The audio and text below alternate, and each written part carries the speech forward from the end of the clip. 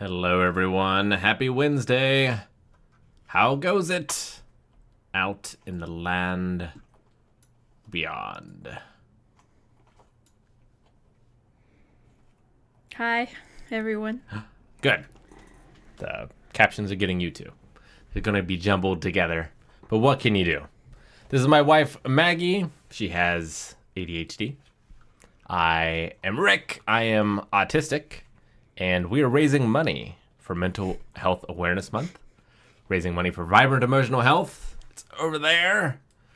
If you want to give, there's a link down in the description on YouTube, or there's a widget at twitch.tv/blindwave. We are trying to raise some money, $5,000. We're a little shy, but we're going to be having a very big stream on Friday. We're going to be doing some rock band. Maggie should be joining us for that as well. So that should be a good time. What? You said you were. I know, I was listening to you practice the other night. It was adorable. If Calvin can go on stream and do as he does on Smash Brothers, I can go on stream and do as I do on singing. I don't know if that's more mean to Calvin or you. His is much more embarrassing than mine. Everyone should know how to smash. Singing, meh. Leave that to the bards. I mean, everything's a skill. I suppose. True enough. And you value the ones you have to work the hardest at. Speaking of skills, I think there's some skills involved in living successfully with ADHD. Maggie's going to be taking the driving wheel for this one. She's more knowledgeable about it than I am. I'll be pitching in. Is that what I want to say? I'll be contributing as we go along. You first pitched this to me as like kind of slightly interview styled, like with you kind of like leading through with questions and such, but it's changed considerably since then. I can do it that way. It doesn't matter. I'll talk the whole 2 hours. I know a bit about ADHD. That's how I discovered I was autistic, because you were diagnosed and I started learning about ADHD, and turns out the two things are highly related. They're very related. And started reading on autism, and I was like, hey now, hang on a second. This looks awfully familiar. There's a lot of crossover of symptoms. And much like me, you were diagnosed late in life. Mm-hmm. So you were diagnosed with a sleeping disorder in your teens?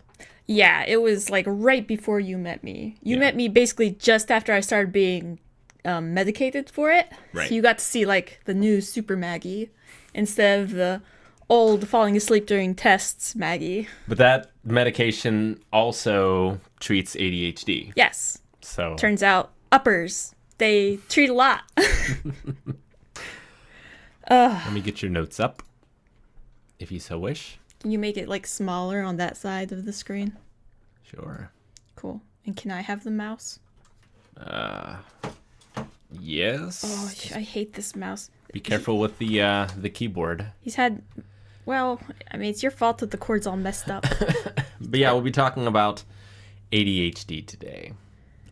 This is the last one of these that I have planned, but I'm going to continue. So this Saturday, I'll be doing the episode of Mining Games that I missed the past Saturday because my grandfather passed away. And then continuing on there Saturdays, I want to continue doing some kind of Roll with the Punches streams. Probably more like this, talking about mental health issues. Probably giving the mind game stuff a bit of a break, but I know they're very emotionally tiring for you. It's mainly the lights. If I was able to do it in the darkness, it wouldn't be nearly as bad, but they're pretty light and they're pretty dim and a pretty good color shade, but it's still not perfect, unfortunately. Let's see, what was the other thing? Oh, yeah, if you have questions, we might not get to them as soon as you put them in, but we will get to them before the stream is over. So you can redeem them on Twitch. You can just write them in either chat. And if we don't get to them immediately, we will get to them. So. Did you want to talk about your grandfather at all? I suppose. What do you want me to say? I mean, just because we probably don't seem like that, like,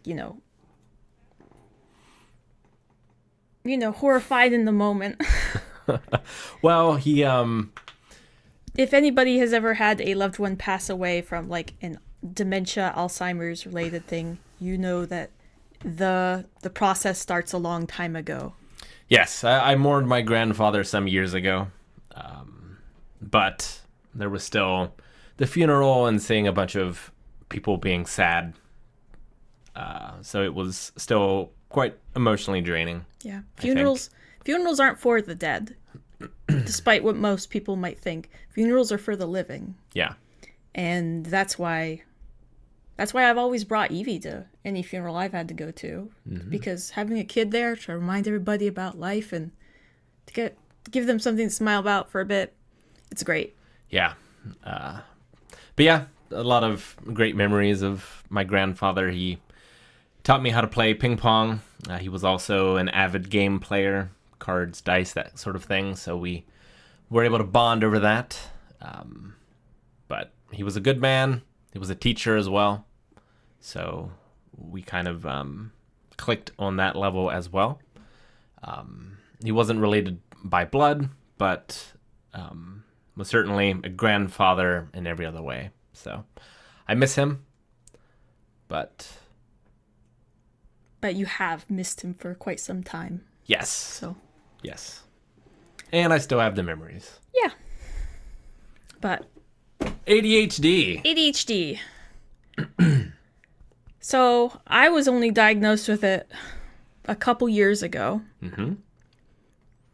And before that, I never even considered the possibility that I might have ADHD, because my understanding of ADHD was that it was... I had, like, the classic cliche understanding that was shown in social media, where it's like you have the boy who, like, runs around, gets into fights, can't just walk around furniture, has to jump over it. Like, The Calvin. Yeah, the Calvin. Yeah, ADHD, very underdiagnosed in girls and women. And it's even harder to get a diagnosis when you are a minority. And especially of our age groups. I think things are getting better now. Slowly. Than they ever have been. And it wasn't until just like, let me think, probably about 2007 when they started basically admitting that you could have autism and ADHD. Mm-hmm. So there's been a lot of progress happening just really recently. Yeah. Yeah, when I was diagnosed, they tested me for both. I did not test high in ADHD, but off the charts in autism. Yeah. You do have some, like, executive function difficulties, but nowhere near my levels. No, definitely not. And we could talk about, I saw you had a chart earlier about some of the differences between the two. Well, yeah, I've talked about ADHD with most of my discussions of it have been with Rick and using something he's more familiar with, like autism, his own lived experience, to try to describe what I go through. So a lot of my descriptions have already... I developed to be like, this is how it crosses over with autism, and so there's a lot of that. ADHD probably one of the more misnomered conditions out there, because it stands for attention deficit hyperactivity disorder. Yeah. But those things do not always present, like you were saying, in this sort of more traditional way. Yeah. Where it's, the hyperactivity isn't necessarily physical. A physical type of thing. It can be what's happening in the brain, and attention doesn't mean that you're never capable of attention. It's just that, whereas I have a lot of control over mine, you are sort of lacking. Yeah. But if you... And part of the reason why I never considered that I might have ADHD is because if I were to have looked up the qualifications for ADHD, and if you read them in the DSM-5, it describes them from an exterior perspective, which is to say, it's like if you described a person by all of the ways they annoy you. Yeah, And- so a lot of this ADHD autism is diagnosed in childhood, and it's usually because the student is struggling in school. Yeah, or they're not doing as they're told. Yeah. They're acting in a way that they shouldn't be. They've been told not to. So it's very much in that style of, this is how you will be annoyed by this person because they have this disorder. Yeah. We talked about masking a little bit in autism, but before we talk about that, let's talk about, so what is ADHD? How does it present for you, and what sort of challenges does it make? Well, the list of symptoms for like the DSM is like constantly loses important things. They're highly impulsive, like kid can't wait turns, adult constantly interrupting, blurting out answers when they're not like called upon. They can't focus their attention on something for long periods, or they're easily distracted and sidetracked by unimportant things. They forget daily activities, like things that should be habits. Right. And they might avoid activities entirely if it takes a lot of concentration. And they might be physically restless and they can't stay seated for long periods. They talk too much and they don't listen very well. They lack the ability to follow instructions or complete tasks that they've been given. Yeah. And if you were to ask me if I had any of those problems like a couple decades ago, I would have said, no, I have worked very hard and I have great skills in all of those things. Yeah, and, you know, I listen to people so hard, I don't even blink. there's certainly that aspect of it, and, you know, it can be looked at as, you know, obstinate behavior, as laziness, when it comes to, like, being on time for things. Like, it can be viewed in a connotation that is easy to see yourself in, where it's like, well, my brain isn't allowing me to do these things, but if I don't know that, then, well, I must be lazy, or I must be, like, not trying hard enough in these certain activities. Yeah. And I think people don't actually truly understand the word impulsive at times.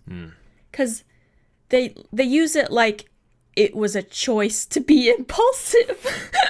Right. But impulsivity is the absence of a choice. Yeah. And that's, you know, how I always saw it was, they talk about, like, impulse buys. And, like, I was never an impulse buyer.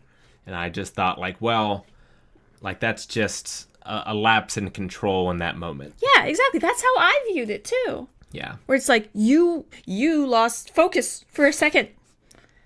So. But no. And If we want to go through all those one at a time, like, constantly losing important items, it's not that ADHD people don't lack object permanence. oh But yeah, we'll hit that. it will, like, thoughts can just cease to exist in like, from one moment to the next. Yeah. So, like, Maggie can have something in her hand, have an intent to do something with it, set it down for a minute to get a drink, and then that intent is gone. And the memory of it is like gone. Yeah. It's amazing. It's almost this weird, like, locked in feeling of, like, no, it's like I never knew it was there, practically. Yeah.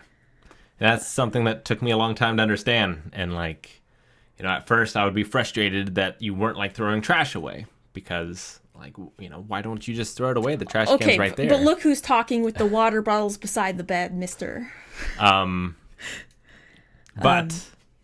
now I understand that that's the way your brain works, and it's not a laziness or a choosing not to do this. Like, the choice is removed and the thought is just taken from you, basically. It's like something plucks it from your head. Yeah. And which is why seeing things is so helpful.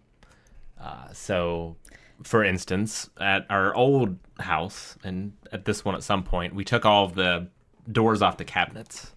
Because if something is put away in a way that it can't be seen anymore, that thing might as well not exist anymore. yeah, we got moths, like the ones that eat your flour. We had a horrible infestation of those because, like, there was food up in the back of the pantry. I didn't know there was, like, oatmeal back there. And it was, like, back there for a couple years.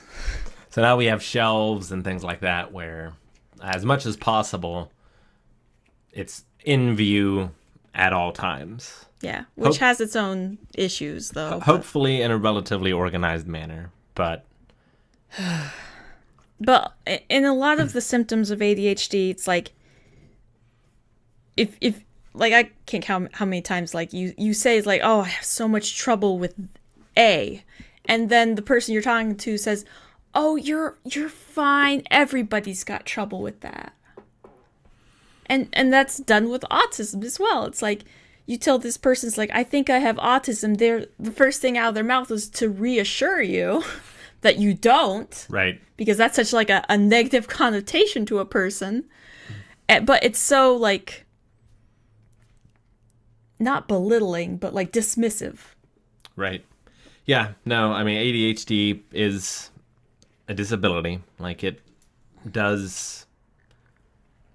can affect your life enough to have a significant impact in work, in home life. Yeah. Like, everything's diagnosable if it impacts your life to a certain degree. Yeah. But diminished attention span, that's hard for me to pick out things to describe that, because from the inside, my attention's just, I'm always aware of whatever I'm thinking of. Yeah, so kind of like me, being autistic, I can get hyper-focused on things where time, hunger, like needing to use the bathroom, all that stuff just kind of passes by the wayside. And you are also capable of that. But I can also concentrate on things that I'm not interested in, or that my brain is not interested in, and I can still do those tasks and yeah, it's magical and focus. But your brain is not sending you the correct chemicals in order to reward you for doing tasks that you are not interested in. Yeah. And so that doesn't just make it challenging, it can make it impossible, because you're fighting against yourself. Yeah, like you're not fighting against the desire to do something or not do something. Like you're fighting against the chemistry and the makeup of your body and your brain. Yeah, like most people, they see the choice to do something as you make the choice because you want to do something. And so if you don't do something, it must be because you don't want to do something, because there's no difference right there. But with ADHD, it is very common that you can want to do something with literally every fiber of your being, but you just cannot make yourself move. Yeah. You just cannot do it. You cannot focus on it. You cannot think about it. It makes you feel like trapped. Thank you, Hesh Farm, for the $5. Sorry to interrupt. It's okay. Don't forget, we are raising money. If you wish to give directly to Vibrant Emotional Health, which is the 988 Suicide and Crisis Hotline, there's a link down in the description of the YouTube video, as well as a widget in Twitch, where you can give directly to Tiltify, so that money goes directly to the charity. It doesn't have to filter through us. It can go directly to that wonderful cause. So we try to, whenever we do charity events, we try to not be the middleman, and you can donate directly to them. So we do appreciate it, but if you are interested in donating to that, that's how you do so. So we've kind of jumped around a bunch, but, well, on topic, I guess. But yeah, so when it comes to not being able to do those things that you're not necessarily interested in, there are some hacks to that, I suppose. Yeah. So one of them being like a deadline, right? With like consequences for it not getting done.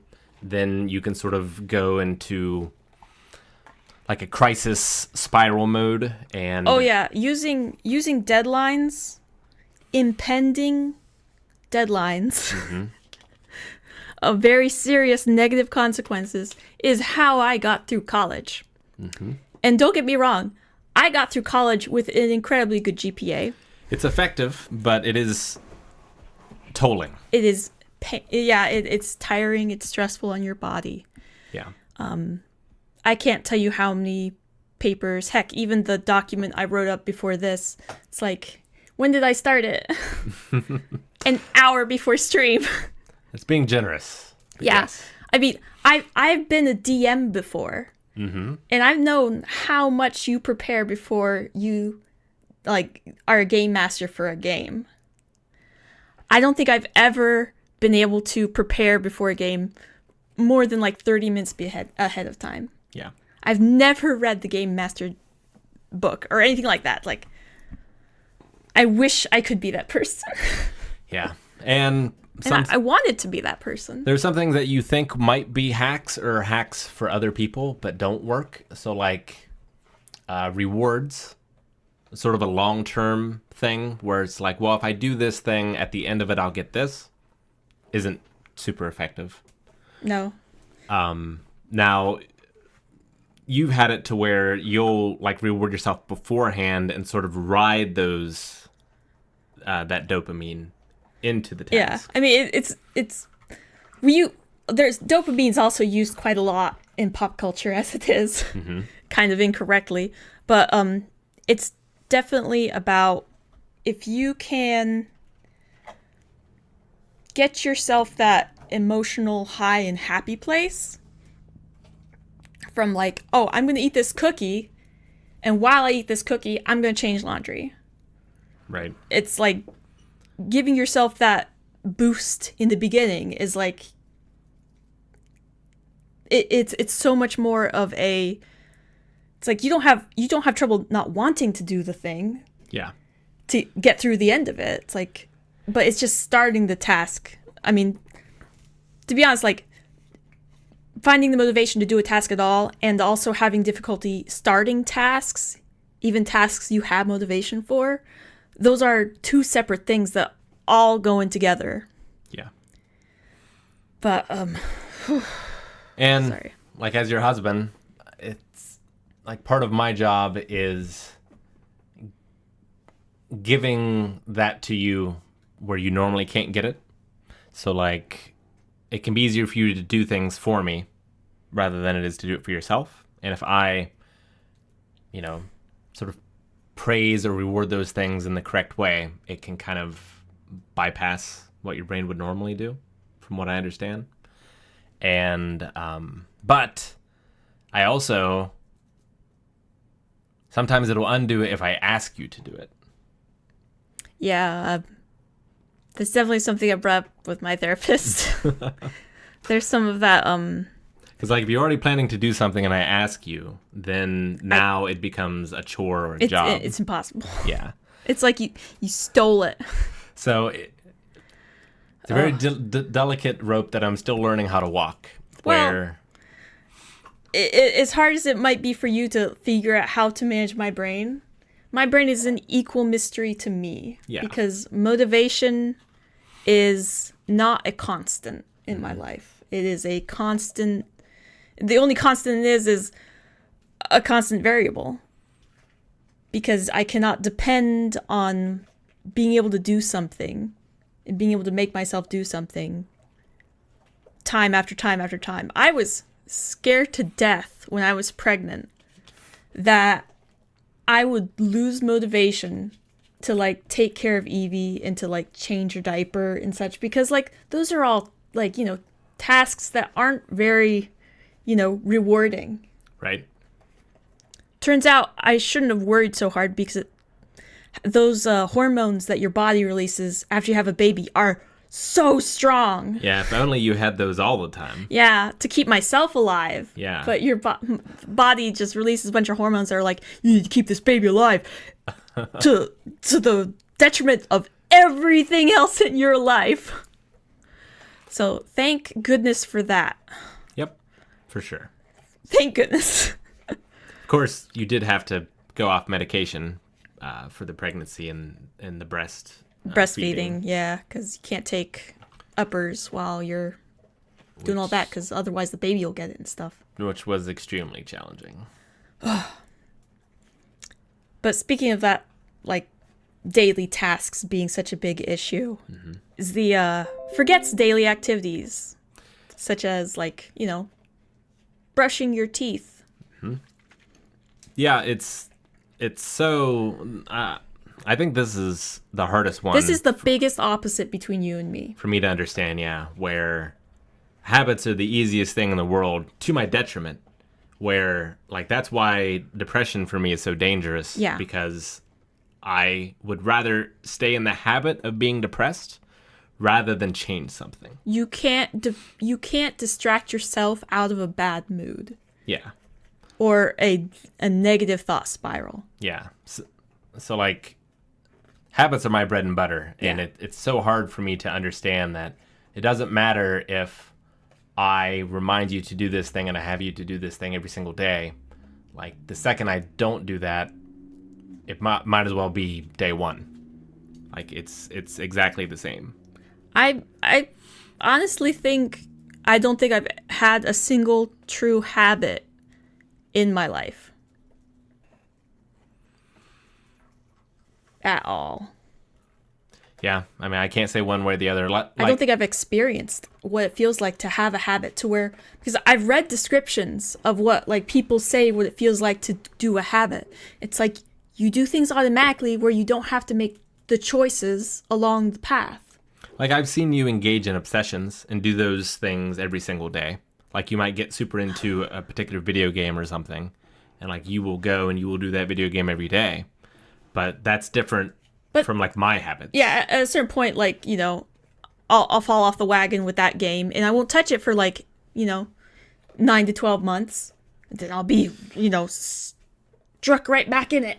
Yeah, well, which is one of those, like, blessing and curses, that superpower of you can learn new skills and new hobbies incredibly quickly, because, like, where someone else might put 10-50% of their effort into a hobby, like, imagine a hobby is a candle, right? And that candle slowly burning throughout their life. They're able to do that for a long period of time. You're more like a sparkler, where it is, like, super bright and super flashy, and you put all this energy into it, and that sort of gets burnt up and now becomes no longer interesting, and you move to the next sparkler. It can be hard, especially with learning skills, because, like, when you start learning how to do something, I think this is probably for everybody, but you have, like, this vision of, like, what's the epitome of, like, what's the product that I could make that would mean I mastered it.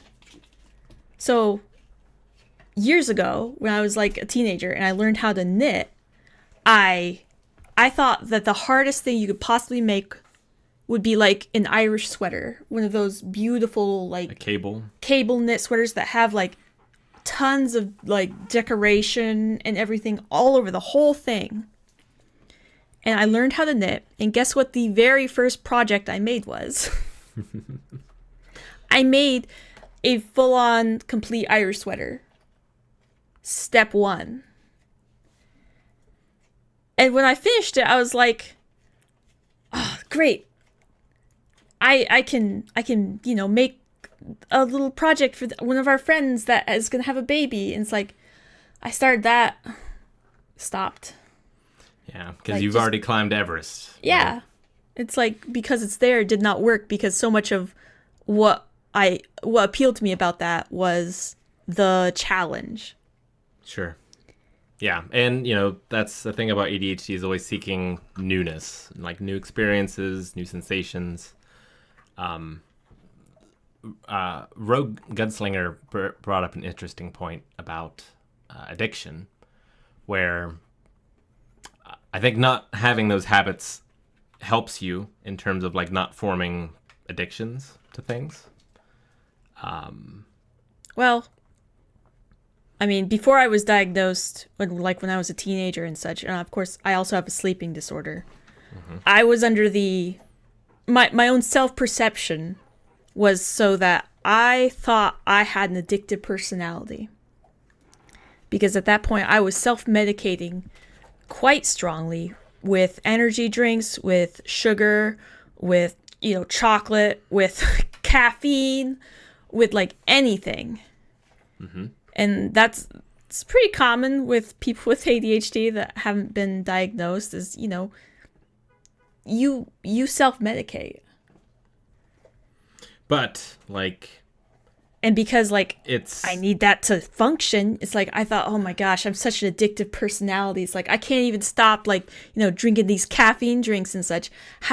What happens like if I have like a moment of weakness, because you feel just so out of control of your own active choices at that point.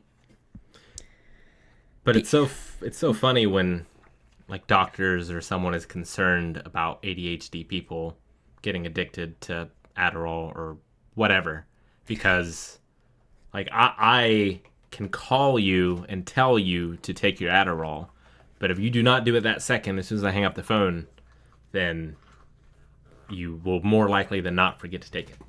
Yeah. The idea that I take a medication that other people can become addicted to, and that there's like a black market for it, and like, there's also I really can't imagine how it must affect people, because it does not affect me like that. I have to constantly remember to take it. The first signal to me that I have missed a dose is usually that like, oh man, it's like I don't think I can make myself, get up and do the dishes, or I've been scrolling on my phone for too long. I got caught and distracted by something, and I ended up like halfway through a project outside when I had meant just to put some things in the garage, come back inside and finish cleaning up something. It's like, so, and you look behind yourself and you see this string of like 10% done here, 10% done there, 10% done there, and it feels like you've done nothing the whole day. It's like, oh shoot, I didn't take my pills. Devil Dog had a question about pills. Is it normal to be afraid of taking your medication? Okay. I'm certainly afraid of taking my medication. You had, well, I don't know how much you wanted to get into stuff, but even when we were dating, it's like you wouldn't even drink alcohol at first because you were so terrified that it would make you an alcoholic instantly. Yeah. My dad struggled with alcoholism and addiction. And yeah, I was always very afraid of that happening to me as well. Like, I don't know if that hadn't have happened if I could, because I've been prescribed benzos since I've been 15 years old. And it is a struggle, even when you're actively having a panic attack. I still make the decision for you to take those. Because I would just never take them. Yeah. Even if he's literally, can't move. So, like, there's an opposite to that, too, where it's like, you should be less worried about being addicted. So I can't say if it's normal, but that's certainly something for me, where I've always been afraid of medication and what it will do, what it will change, what kind of effects it'll have. I would like to talk about a little bit the first time I got on medication for my sleeping disorder when I was like 19. Mm-hmm. And for me, up until that point, I had been hiding a lot of my sleeping issues because, I was able to hide it because like I was homeschooled And I, I'd gotten by on like having, a high intelligence and being able to just like freaking push my way through with like the minimum of time to spare. So it really prepared me for, a lifetime of last minute life choices. But when I first got on a medication for my sleeping disorder, instead of being asleep and feeling like I need to sleep pretty much all of the day and only having these tiny little windows where I felt like, oh, I'm awake. I need to do stuff. I need to get stuff done, as much stuff done right now while this lasts. Because much like ADHD, where your motivation is whenever Fleeting. it strikes like lightning, with my sleeping disorder, I was having, I call them sleep attacks or zombie time, where my sleeping disorder is basically like the switch in your brain telling you need to go to sleep is a little broken. And so your brain can be like falling asleep while your body's not, or vice versa, where it's like your body, like my eyes like literally crossing, cannot keep them awake. Like I even fell asleep while driving one time. Luckily Mom was in the car. But so I'd always experienced life through that lens, and getting that validation that, oh yeah, you actually have a problem. Nobody should be falling asleep like that. And when I started taking the pills, it was kind of scary, because it felt like, I know it kind of scared Mom too, because at that point, not too long after that, I met you, and of course, like, Good. Fell head over heels in love. Yeah, head over heels in love, and it felt like everything was changing so fast. And I was kind of scared at first, because like, are these changing me? Am I still myself while I take these? And it took a while for me to figure out what it was. And I even stopped taking those pills for a bit to like see like do I need these? Of course, yes. Like, when your body tells you have to sleep for like 18 hours a day, obviously something's wrong. Yeah. But I realized, in the way I described it to Mom, is that the pills don't change me. The pills just allow me to be awake. Yeah. They allow you to be you.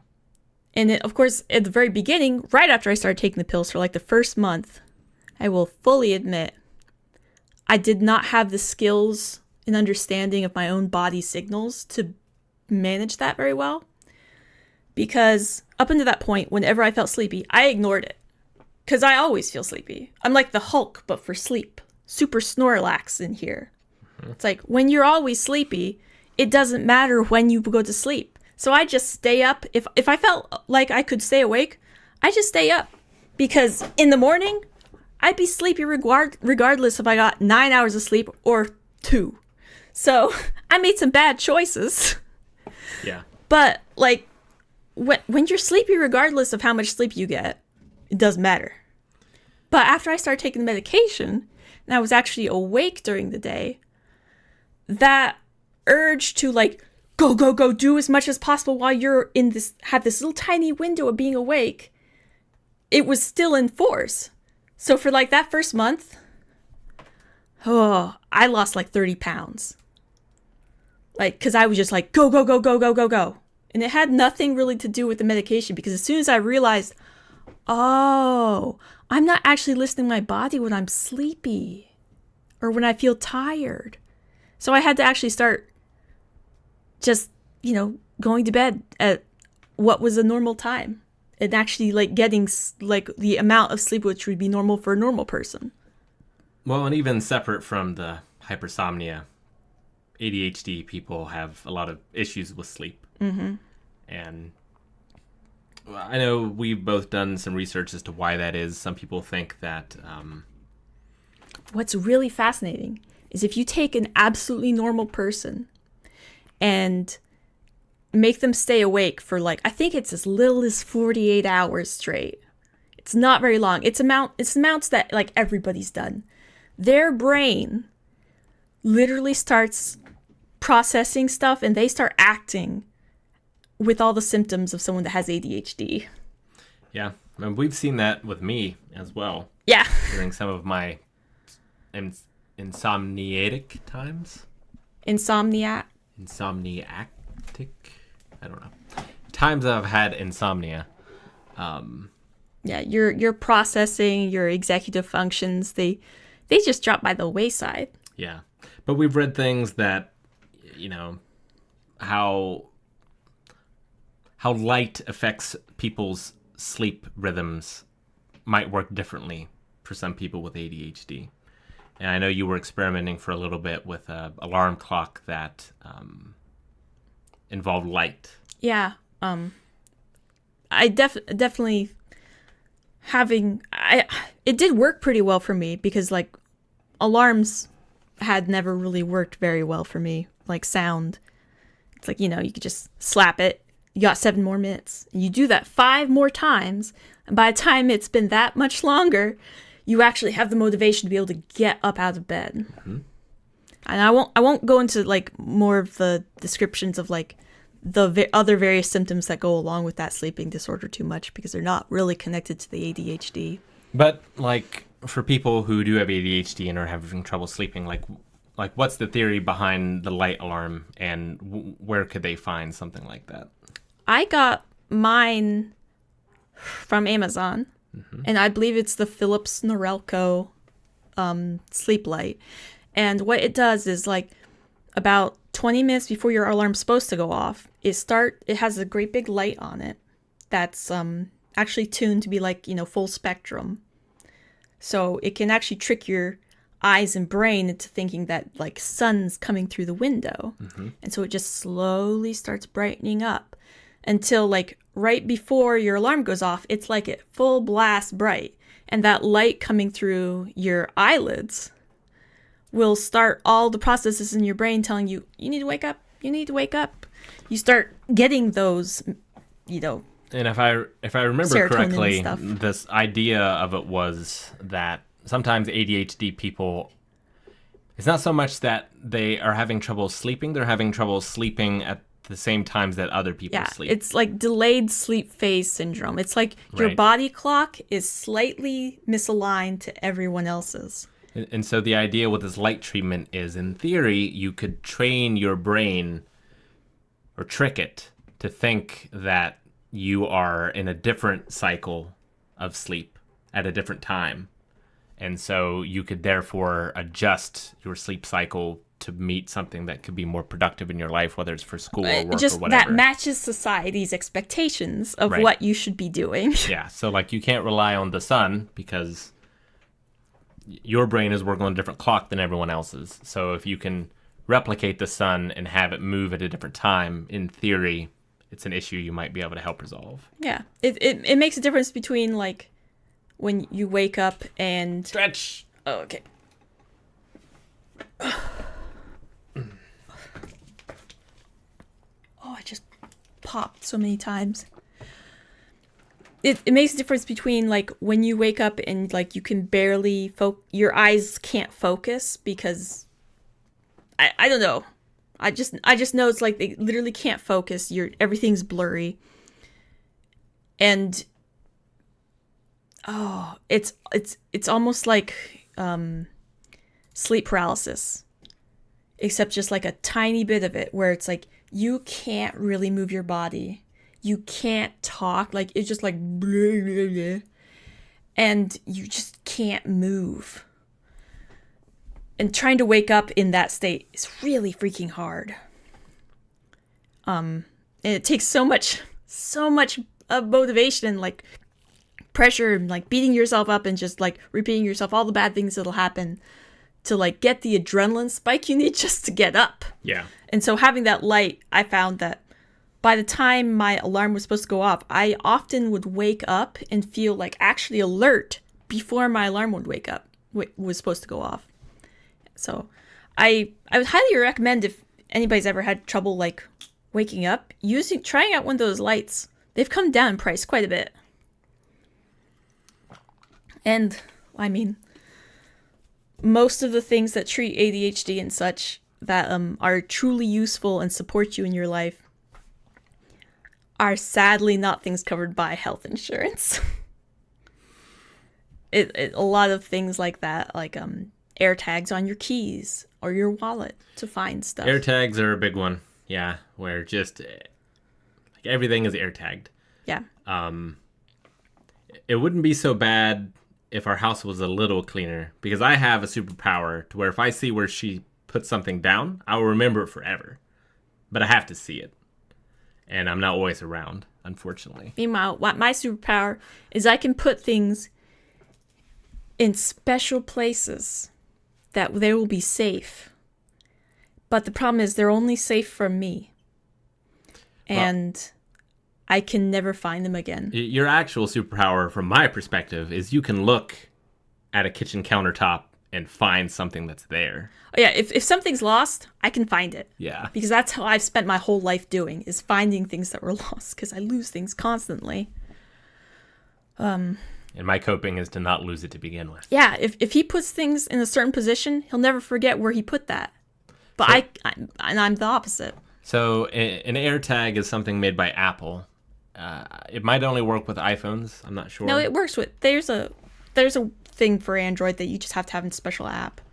But it's just a little transmitter that you can... Yeah, they're like $20, I think, or something like that.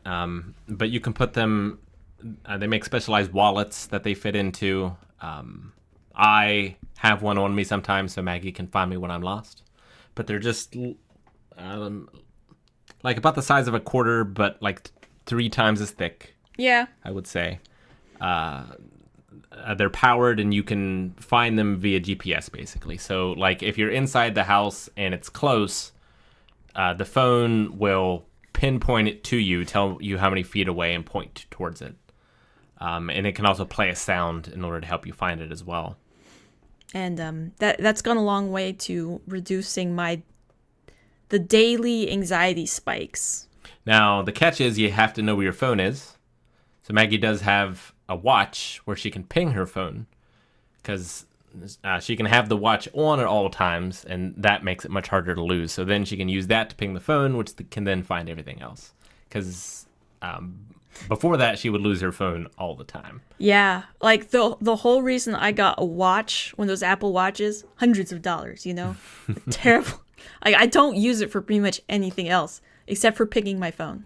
Yeah. And the first time I saw Rick do that, I was like, that would change my life. Yeah. And, sometimes she will lose her watch, but... Before that, I used to use, back when you could with Google, with Gmail, how you could make phone calls on Gmail. I used to use my email to call my phone in the house. But fortunately, I can ping all of her devices with my phone. Which is nice, because Rick never loses his stuff. Very rarely. Unless it's outside of my control. Like if Maggie or Evie moves something, then it's gone forever. But I can't tell you how many times, like, if he's lost something, I can find it. But yeah, when you spend so much time dealing with that, doing the basic day-to-day stuff becomes anxiety high points. And hugely just triggering moments where it's like, do I have everything? Like the moments leading up to like leaving the house, where it's like, I walk outside the house, crap, I don't have my keys. Where the crap are my keys? And then that harried, just flurry through the house, it's often making a huge mess where you're just tearing stuff apart looking for things until you actually find what you're looking for. It's like the relief you find when you find what you're looking for is so short-lived, this sick feeling of, and this is going to happen tomorrow again, and this is going to happen another 3 times today. And it always feels just as bad every time. But I will say, since being diagnosed with ADHD and I understand a bit more about how my brain works and accepting that I have a disability and my expectations of myself should be changed based on that disability, I've learned to be a little bit more forgiving of myself. Yes, and if only that had been done when you were younger, because it's hard to tear those things down. Yeah. Like, it's not an immediate switch in your brain. It's like, well, I've built up this understanding my entire life. It is a long and difficult process in order to tear it back down, even if it is a much more healthy way of seeing things. It doesn't matter how much sense it makes. Like, you are still not as forgiving of yourself as you are of others. Yeah. I know we've kind of jumped around a bit and talked a lot about like sleep stuff too. Mm-hmm. I do think that my ADHD is exacerbated by my sleeping disorder. So it's like I told you, it's like I think I have super ADHD. But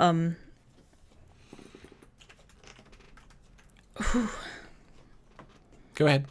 but I'd like to kind of go back and reset because I just feel like we've jumped around a lot. Okay. To what does ADHD feel like from where I'd put my thoughts in order before. Okay. Because I feel like I haven't touched on things that I wanted to touch on. But I was reading your document that you wrote before your autism thing. Yep. And I totally agree with you. Like, I'm pretty sure I used the F1 car description of you at one point where it's like, you're super powerful, but you have to be on the special racetrack. You have to have a team of support people to get you going and move you around. It costs so much money to keep you running.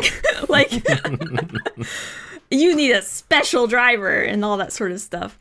It's like, but you can do amazing things with all that support. And with my brain,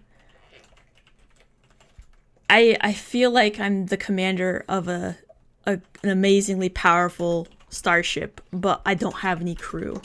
Like, I don't have any bridge crew. And so, like, all the information from the whole ship is just coming through my workstation, no matter what I'm doing.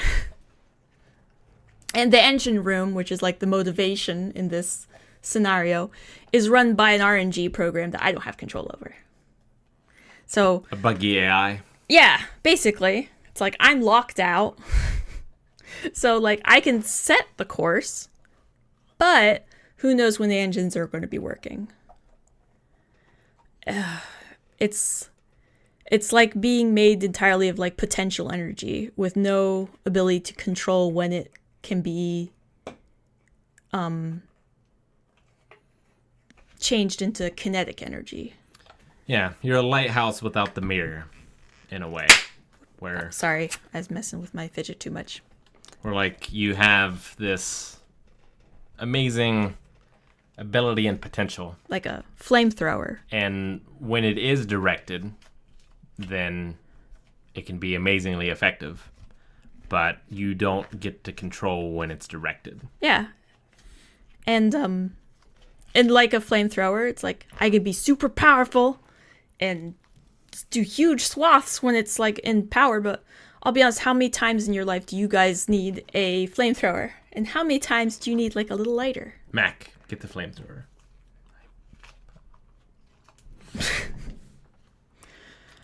But my idea, my brain is always wanting new ideas to tackle. So like, especially like problems, I love solving problems. I'm really good at solving them. That's like one of my strengths that I identified even before I was diagnosed, and something I was proud of. And I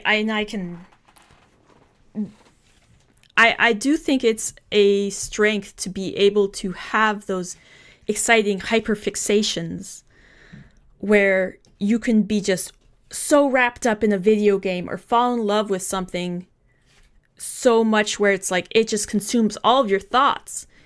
Because the older I get, the more I realize that like so many people lose that after they become an adult. And like I can fall head over heels in enjoying something just as much as when I was a 13-year-old who didn't worry about having a bedtime and would play games for 12 hours straight. Yeah, the issue and the difference between us is like I can have a fixation, and that could be a fixation for my entire life.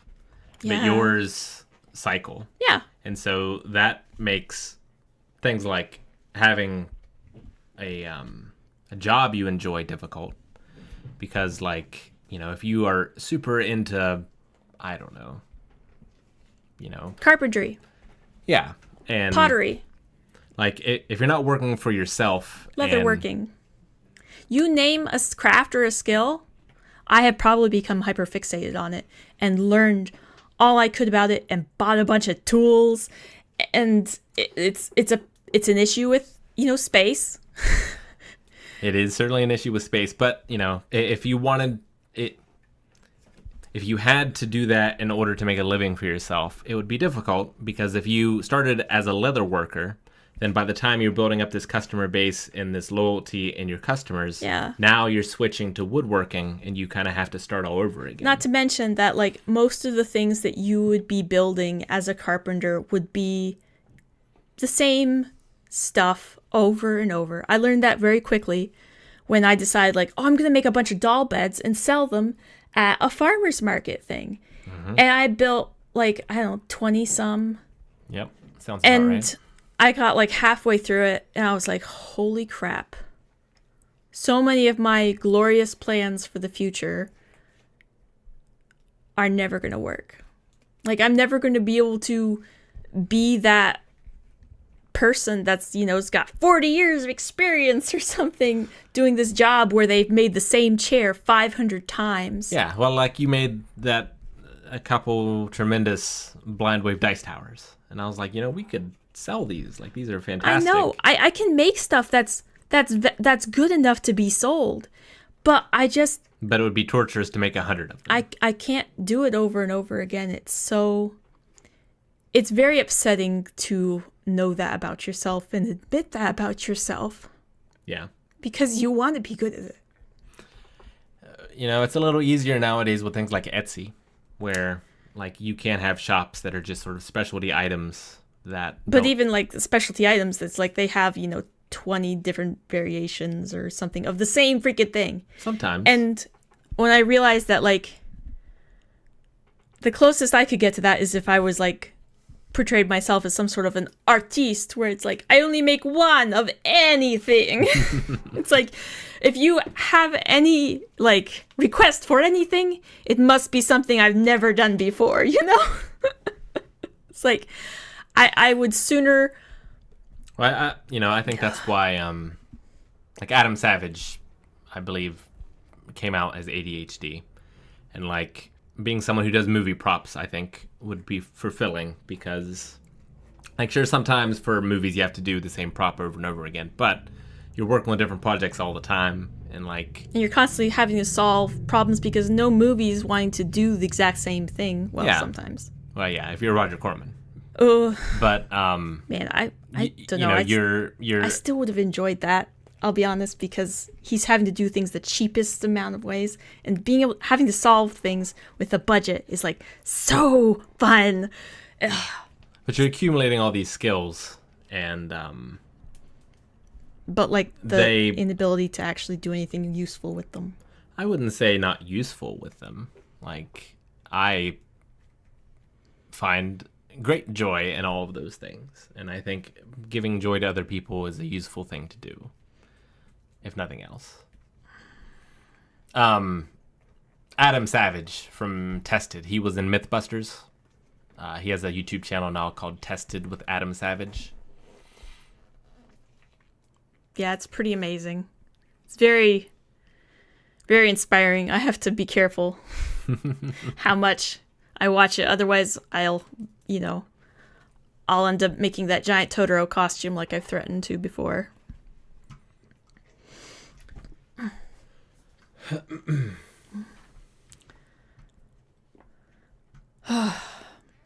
So did you get through your metaphorical?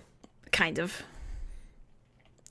One of the things that's especially frustrating and annoying is because we've talked about it a little bit where we took the doors off our cabinets so that everything's in view. And that's good to a certain point where it's like I would never remember to take my vitamins every single day unless they're sitting on my nightstand. And you see them when you wake up. Yeah. Yeah.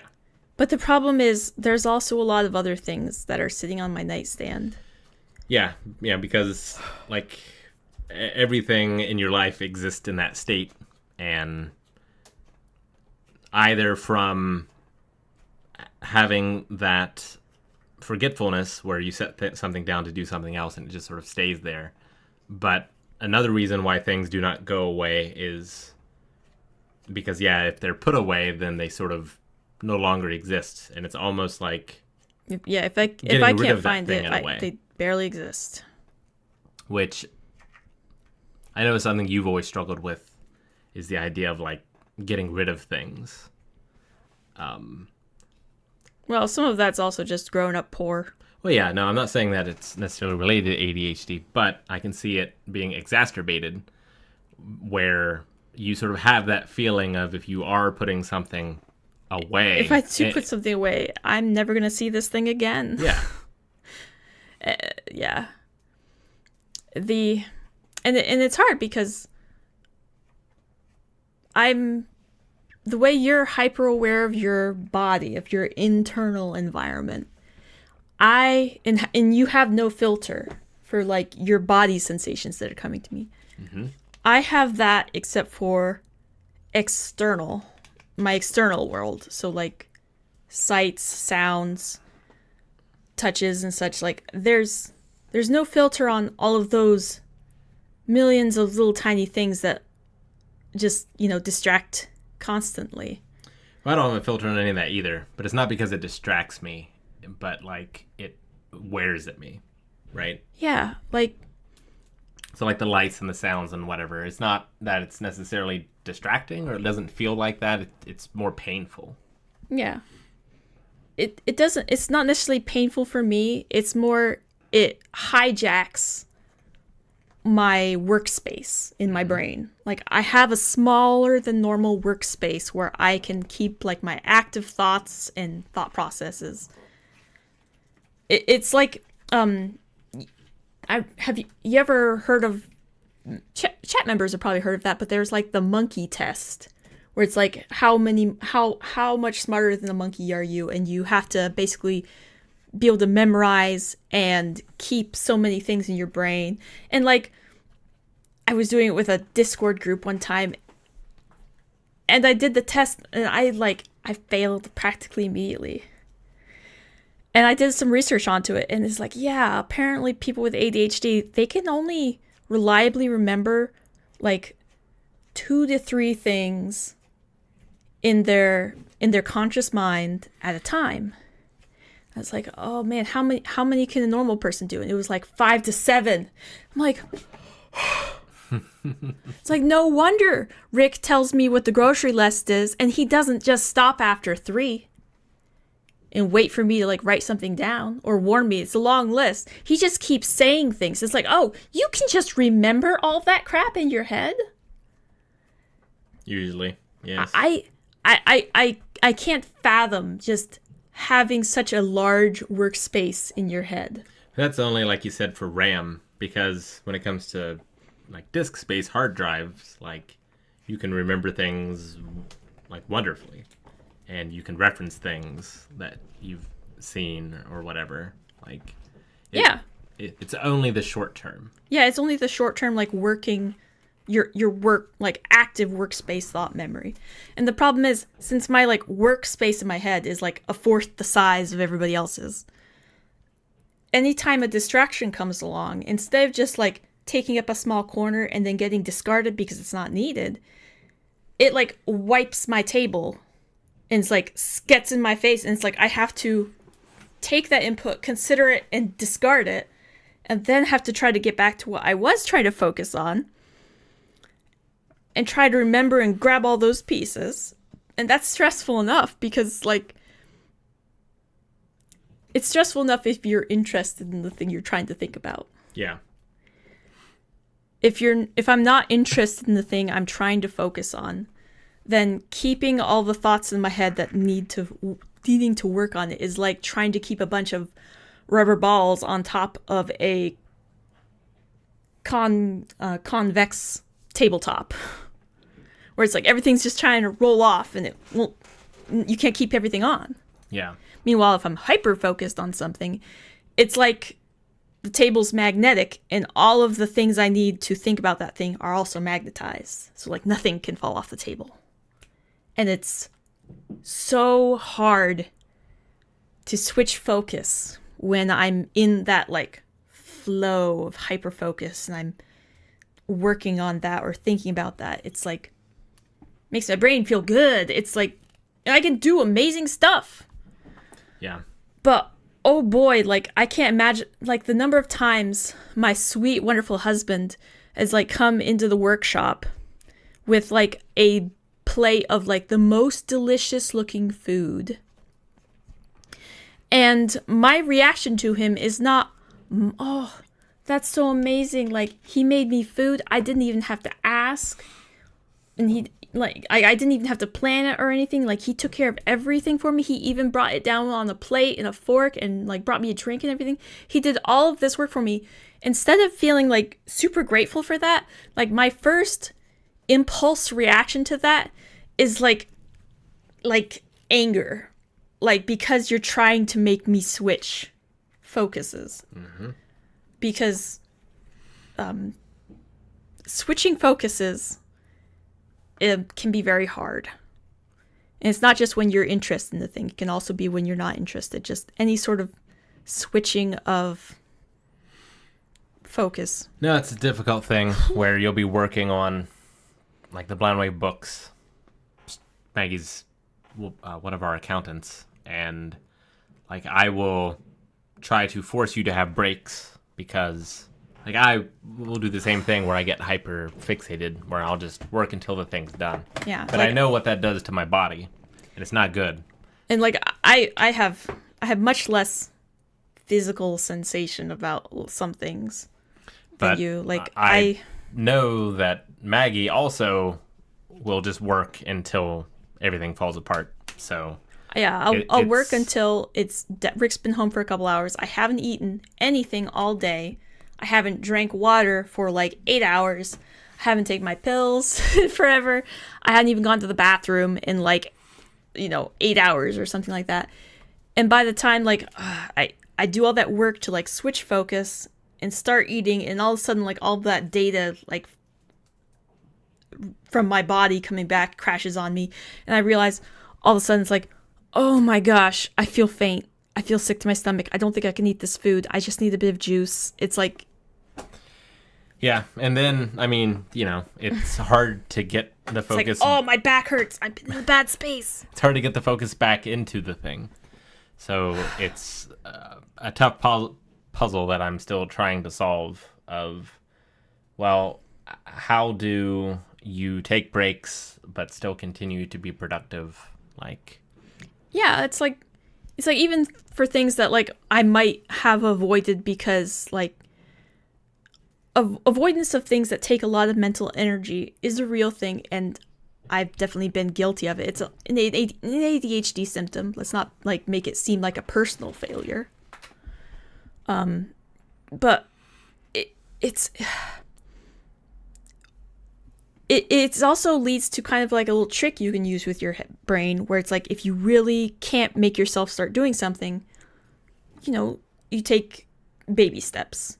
So like if I don't want to do the laundry or fold the laundry or something, I just say all I have to do is go in and sit on the bed next to the laundry. And that's all I gotta do. I can do whatever I like. I just have to sit there. Yeah. My stepladder method. Yeah. And out of pain of boredom, my brain will just like latch on like, oh, I'll just start doing this. And it's like, because it's right there beside me and there's less steps, so there's less planning, that has to happen on that little tiny work table, it's so much more easier to do. So like going to a place, like getting ready, going to a gym and working out and then taking a shower and coming back home. It's like those are so many steps, too many steps for me to ever think. I don't think I could ever really do it. Yeah. Now I have a short on that, on roll with the punches, and that's a useful technique even if you don't have ADHD. If you are someone who can be motivated, it could be a motivational thing as well, where, yeah, it's not as draining. Yeah, and I use that to trick myself into doing like some of the boxing stuff at the gym, at the studio, where it's like all I have to do is just get ready and go there, and then I could just sit and watch. It doesn't matter. I could sit on my phone the whole time.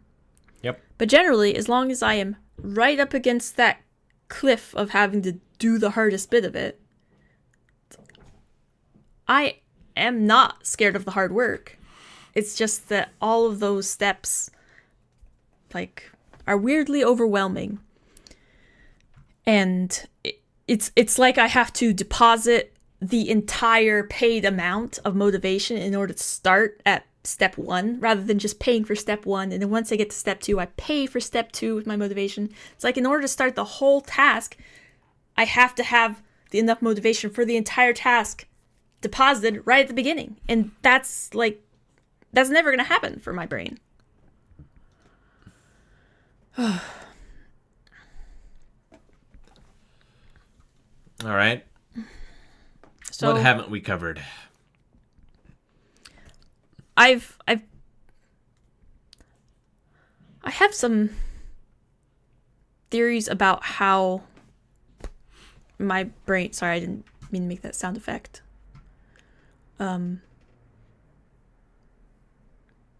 Because one of the big things with ADHD and such is emotional dysregulation. And processing emotions in the moment is a big thing of part of that. And it was I've put a lot of effort into trying to figure this out, because having to deal with like the emotional 200% upset crying and the just like waves of anger and all that sort of stuff is incredibly frustrating when it feels like there was no build up to this. And like I'm still trying to hold a conversation and it feels like everything's coming out through a broken universal translator. Like everything's just coming out gibberish. It's like I'm still on the inside thinking rationally, but on the outside I'm just swearing, crying, upset, looking, and the effort to try to put a hold on to that stuff while also communicating just makes you more and more upset. And knowing what the heck triggered it in the first place, it's hard to track down, because it doesn't always happen right at the moment. Sometimes it happens like hours later. Super Dora, the toy I was using, it's one of these like squeeze ball things, but it's just this special, it's like this right texture. It's like really stretchy. I got a whole bunch of them from Five Below, I think. The only problem is they get holes really easily. And then they squeeze out this white stuff that's also kind of fun. But they get messy. And so I wouldn't suggest it for long-term use, because I will probably break 2 just in this podcast. But I have them on standby when I can't find my normal day-to-day fidgets. But emotional dysregulation is something that is shared with autism as well. Yeah. And it's certainly something I experience, but I think the difference between us is you don't have that filter or that control over impulse to where the emotion will just come out. Yeah. And it might not even be equivalent to what it is that you're feeling. Or saying in the moment. Yeah. It's like, in order for you to show emotion, it's got to get up to like, 90 some percent. Yeah. But like, in order for you to show it, like, to where someone other than me would have to see it. Yeah. But like, that's something that would be very hard to understand with people with ADHD, is that even though they're speaking in what you may perceive to be an angry voice, doesn't mean that they're angry or that they're angry at you necessarily. Mm-hmm. It's hard being the person behind the voice, because like,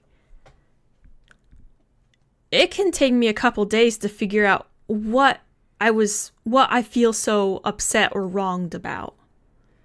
And like, you just have to keep it becomes a rat's nest, because your thoughts just like spin so freaking hard all day that you don't. It's like this. I read a really cool article about the concept of consciousness, how people, what you think you're observing things and then reacting, but really your brain is responding to things, stimuli, and you're just listening to yourself like automatically respond to it. So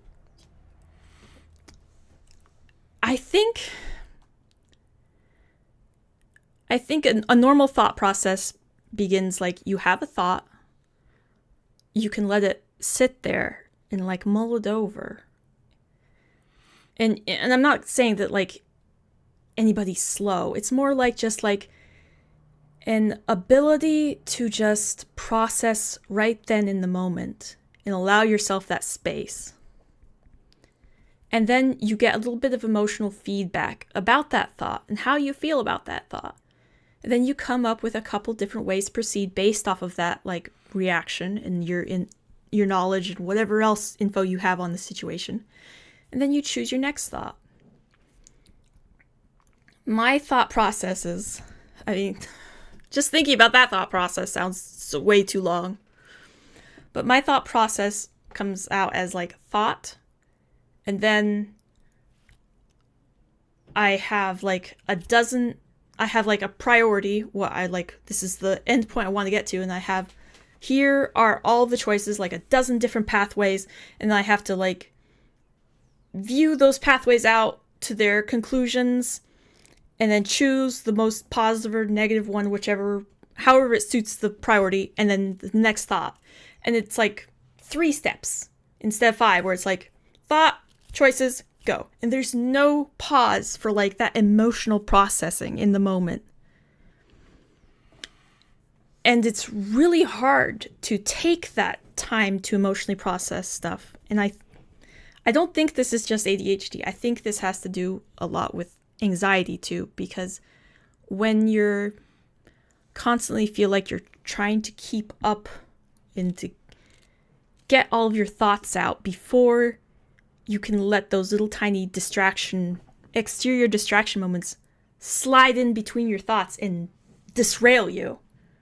It's like everything's just like, even right now, it's like I'm just, trying to get my full thought out before I get distracted by something's bumping my leg, or like I hear Evie in the next room, because not enough things blocking out noise.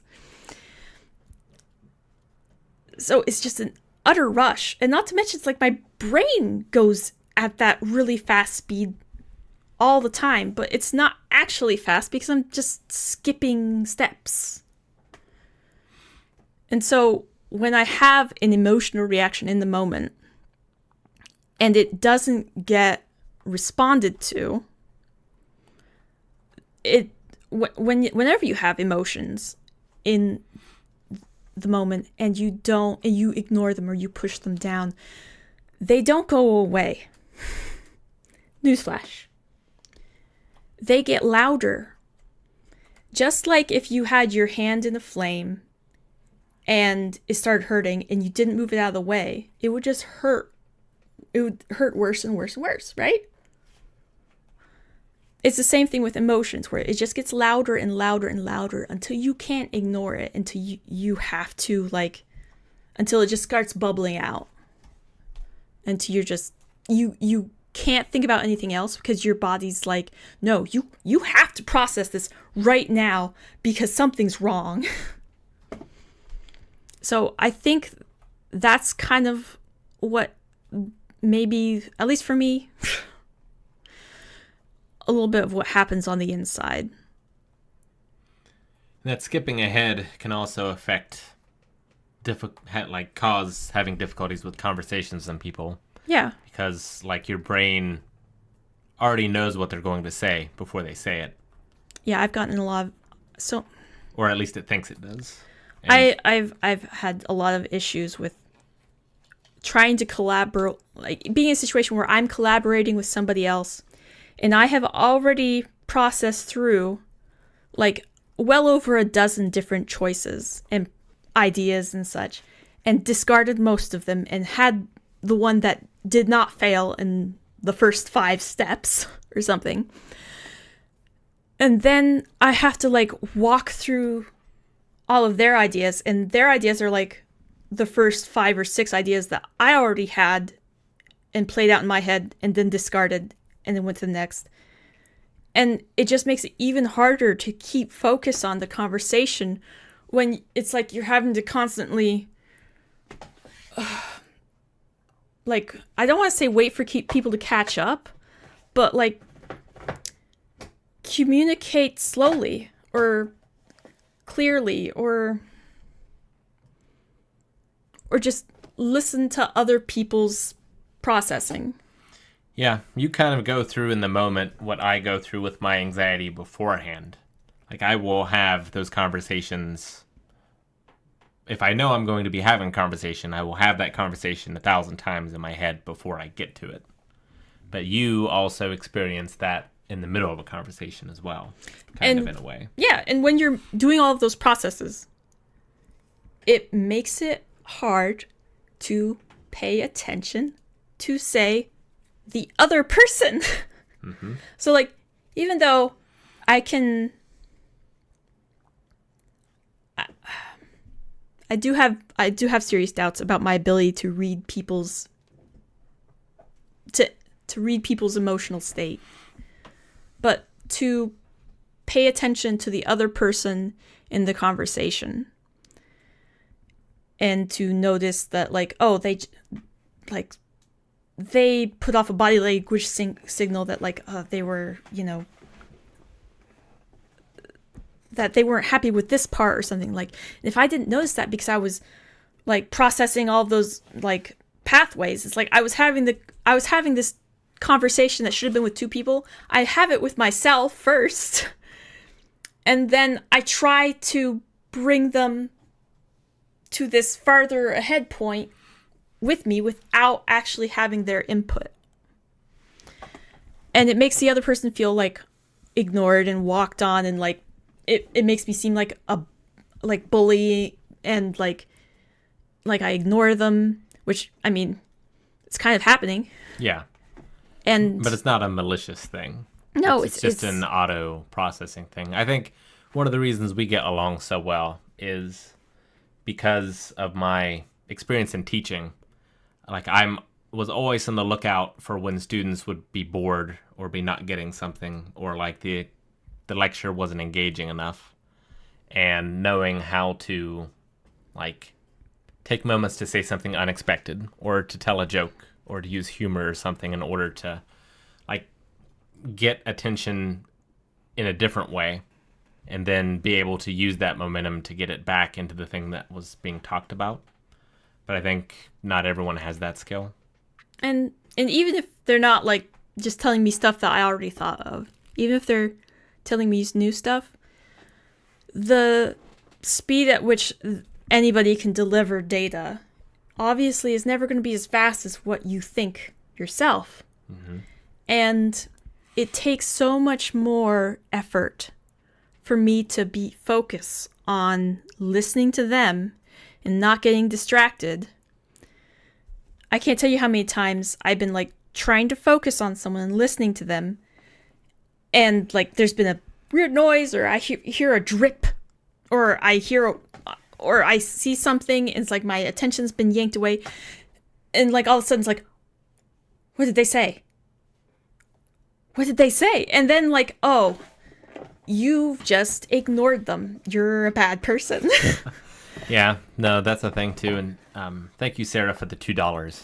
And yeah, that's another thing, like when it comes to the teaching, is finding ways to try to keep that attention as much as possible.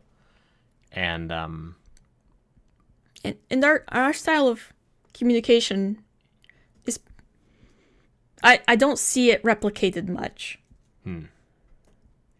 And I would love sometime if you were to take, like, if I have a really good conversation going with like Lessa or something, because like obviously my siblings, we all have ADHD, but a conversation with me and my sister, we're both talking the whole time.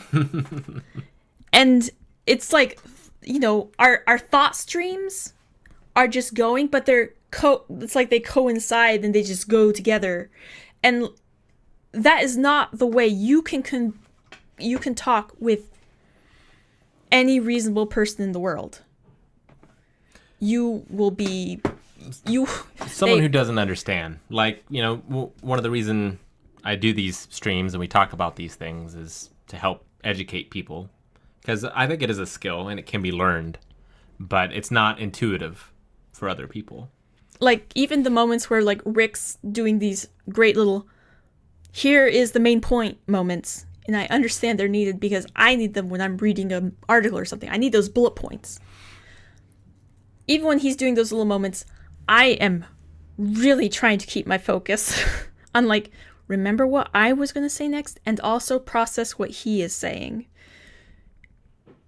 And I did take my medication before this stream, so like, this is not me even like freewheeling it.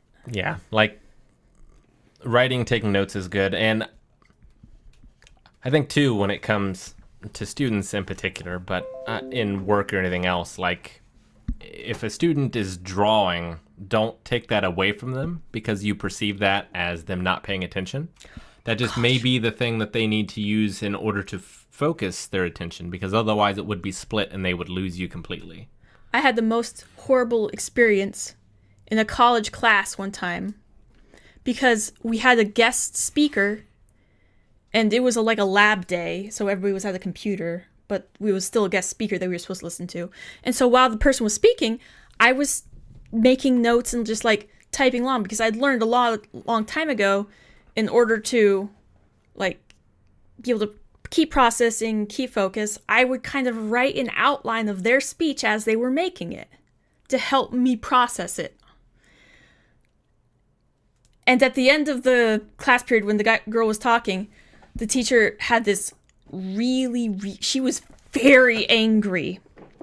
And she didn't like call me out specifically, but it was basically, she was pretty upset that the fact that, you know, some people were just, you know, playing on the computer or, you know, using that time for other things rather than listening to this amazing resource, amazing pillar of the community, instead paying attention.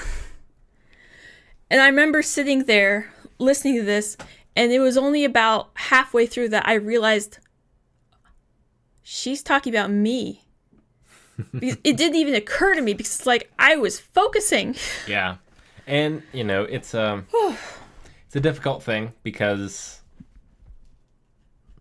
it's hard to balance your, like, in order for you to deal with that, your coping mechanism was taking those notes in order to help you focus. Yeah, tap, you know, on the keyboard. But your tapping could be distracting for someone else and make it harder for them, you know, so. Oh, yeah. We haven't even talked about, like, maybe that could be your last thing, where it's like, how do you balance a neurospicy family in the same household? Because, believe it or not, our stims don't always mix. Yeah, no. I mean, I think that could be an interesting one. I think I remember as a kid, like, because we went to church when I was a kid. If listening to a sermon that was like an hour and a half long every single Sunday, I kid you not, is like the most torturous experience I remember. Like, Yeah. I was terrified of going to college because I thought it was going to be like that for every single class. Until I was amazed that, no, wait, they're actually teaching you shit. but yeah, I mean, neurodivergency affects every aspect of your life, right? But, like, I remember I would make a list of, like, common words and then put a check mark every time the preacher used those words. Mm-hmm. You know, common ones like, oh, Jesus. And I would count them up at the end of the sermon. On the way home, I'd be like, he said this word 46 times. He said this word 132 times. Make it into a little game. Man, it was really obvious that I was neurospicy. It's obvious for me too. But yeah, like I said, like, you know, it affects every aspect. It affects personal life, work life, like our lives together and how that intersects sex life. Like, Yeah. there's... I don't know how much you want to talk about that sort of stuff on stream. We could talk about that in a future one. I think. I could. Distractibility also affects your sex life. Yeah. And don't blame yourself. Yeah. It, another, like, special set of skills in order to get around that as well. I would say the most powerful skill is probably just learning communication, and also just, I'll be honest, being diagnosed also. Well, communication is good, but you have to understand it and recognize it yourself, which is the first big struggle, right? And because, like, up until the point, I had just been kind of blaming myself for, you know, getting distracted, losing arousal. Because, like, you know, if I look over there, and I see, the knob on the chest of drawers needs screwed in again because it's come loose, and it's like, oh. Well, that orgasm we were building to is now gone, and poor Rick has got to start all over again. But yeah, we'll have a special stream on that, I think. I think that would be And an I just feel interesting bad. topic to talk about. Yeah. But what else do you have on ADHD? Before we get to questions. We're running up on our 2-hour mark. Yeah. It's like I'm always worried in the beginning where it's like, I'm always super stressful, but then it's like once I get my mouth going, it's like, oh, the symptoms take over and I can just talk. Of course, it's not always in the I'm the line. opposite. I have so much to say, but only so many words I can speak in a day. I know. Because then I just lose the ability. I have such wise thoughts to share, and yet I do not have your ability to share them. It's why I sound so wise. In because such a I have wise to way. choose my words so carefully. Yeah, exactly. Because I only have so many of them. So, just to describe things also in terms of Rick, it's like when he wears these glasses, he does it because the lights are too bright. Or the color is wrong. Yeah. But yeah. When I wear these glasses, I don't really think I have a little bit of sensitivity. But when I first started wearing them, I realized that my face was relaxed. And it's a weird feeling to feel when you don't realize you haven't been feeling it. Like when you've been living like that for a long time. When it's like, oh, I've been having migraines 3 or 4 days a week because like I'm constantly like squidding, or I'm constantly like staring at people trying to keep my focus on them so hard that like your face just starts hurting. And when you finally feel that little tiny like, oh, what's this weird tingly feeling? I remember sitting on the couch and looking at you and being like, babe, I think my face is relaxed. I didn't know it wasn't. Yeah, and that's where my habits come in, where I, now know a lot of it was probably autism, but thought it was anxiety, where I would just sort of self-check myself and be like, okay, every 15 minutes, I need to check and see if I'm tense. If I am, I need to consciously relax. And like, I use these earbuds too, but I don't use them because any one sound is too loud. Like, I used to work at a shooting range. Like, loud sounds, like, they don't bother me. I mean, I obviously don't like ones that's way too loud, and if it's a long period of them, basically anything that can be distracting, they're automatically stressful. And so I use these mostly to try to drown out the multitude of sounds. Yeah, it's more like Superman. Many different sounds. Yeah, I guess so. Yeah, where like you're hearing all these people in danger and you need to shut some of them out. Like today at that place we went to, I don't know if you noticed it, but their lights were buzzing. Oh yeah, I always notice lights buzzing. And it's really hard because like you can hear it and you can also see it, and then you can start seeing the LED flicker pattern. And it's like it's hard to function in those environments where you've got this thing that's like constantly like, hey, notice this. Hey, this is still here. It's like when this is constantly banging at your attention constantly, it's constantly trying to wipe all of the stuff off your workplace table. And then it just gets really stressful to experience those things.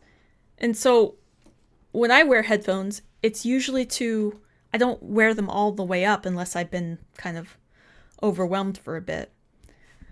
But I wear them to drown out the multitude of voices. Because, like, in doctors' offices, it's hard because, like, I can hear everything that's happening in, like, most of the rooms to, like, both sides of us.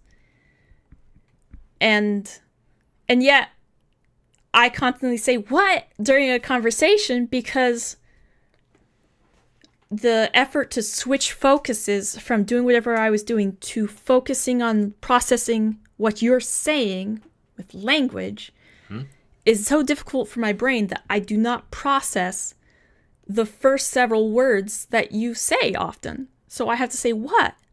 Yeah, that's why it's good when you're encountering someone with ADHD to start with their name.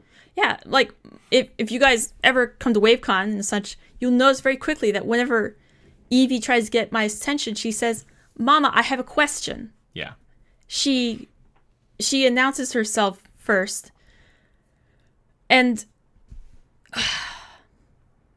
it's so nice.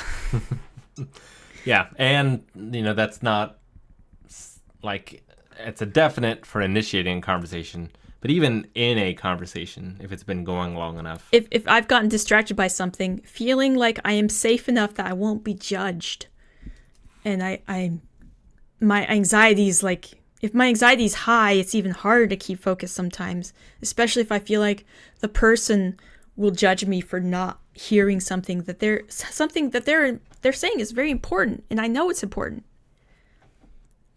If I have to say, I'm so sorry, a bit of light just flicked from a car passing by in the window, and I didn't hear what the last part of that sentence was. Could you repeat it? Having to stop the conversation, make that person restart their thought and continue. It's annoying to them. It's frustrating to me just because, like, it's hard enough to keep focused the whole time to get through what they're saying. Because language is obviously slower than thought. Well, that's why I'm waiting for, like, real, like, wonderfully working smart glasses. If smart glasses could do live subtitles, we would both have them instantly. Yeah, all the time. Yeah, like, life should be like a visual novel. You should be able to pause at any time and go back and look at what was said. I know there's jokes about, like, how Blind Wave doesn't do subtitles or, like, dub. You guys only do dub and not sub and such, but, like, no matter what we're watching, we always have subtitles on. And it started when Evie was a baby, and I've done that forever. And it's like we always have, no matter what it is, we always have it. Yeah. And it just makes it so much easier to catch, because, like, I didn't realize how much I depend on lip reading too until we went to London, and I couldn't lip read as well because of the accents were different.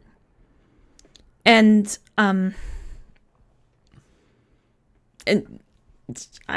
just hearing people, and there's places that's so loud, and they have these bright cars that go by, and they're playing Fat Bomb Girls at like 90 decibels.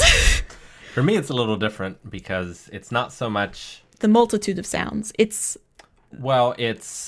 the tone of voice and the expressions that the face is making is often too much for me to process. So like I can process the words, but the words are clouded and all this other stuff that I really don't understand and can't process super well.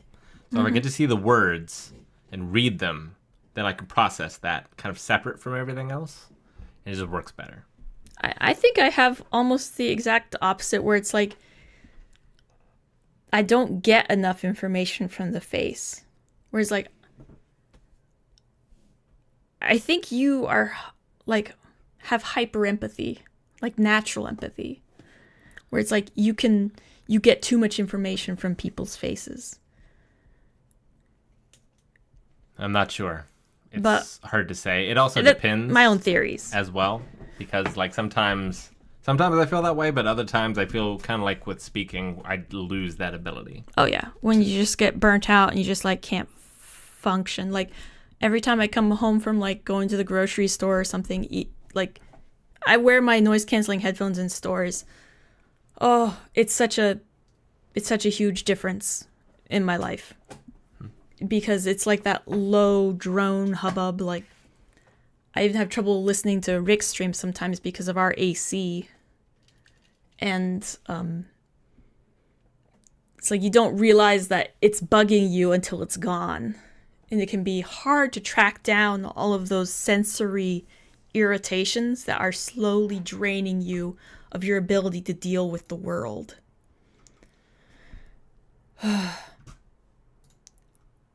And I didn't write any. Oh, wait, I did. I wrote a whole big thing on masking, too. Do you want to talk about masking? I talked about it in the autism stream, but there are some differences. So I don't know as much if I'd been diagnosed earlier, if I wouldn't have masked as much. But I have a lot of masking, and I still do it a lot. And what is masking?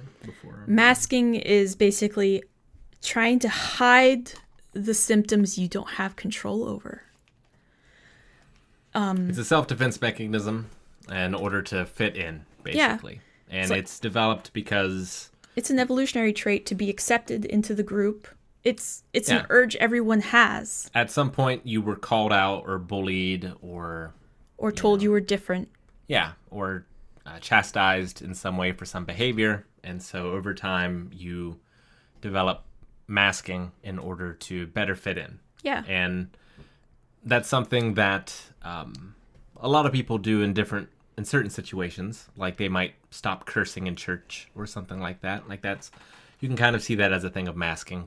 But the difference between that and what neurodiverse people deal with is you are masking your identity in a way. You're faking it. Yeah, yourself.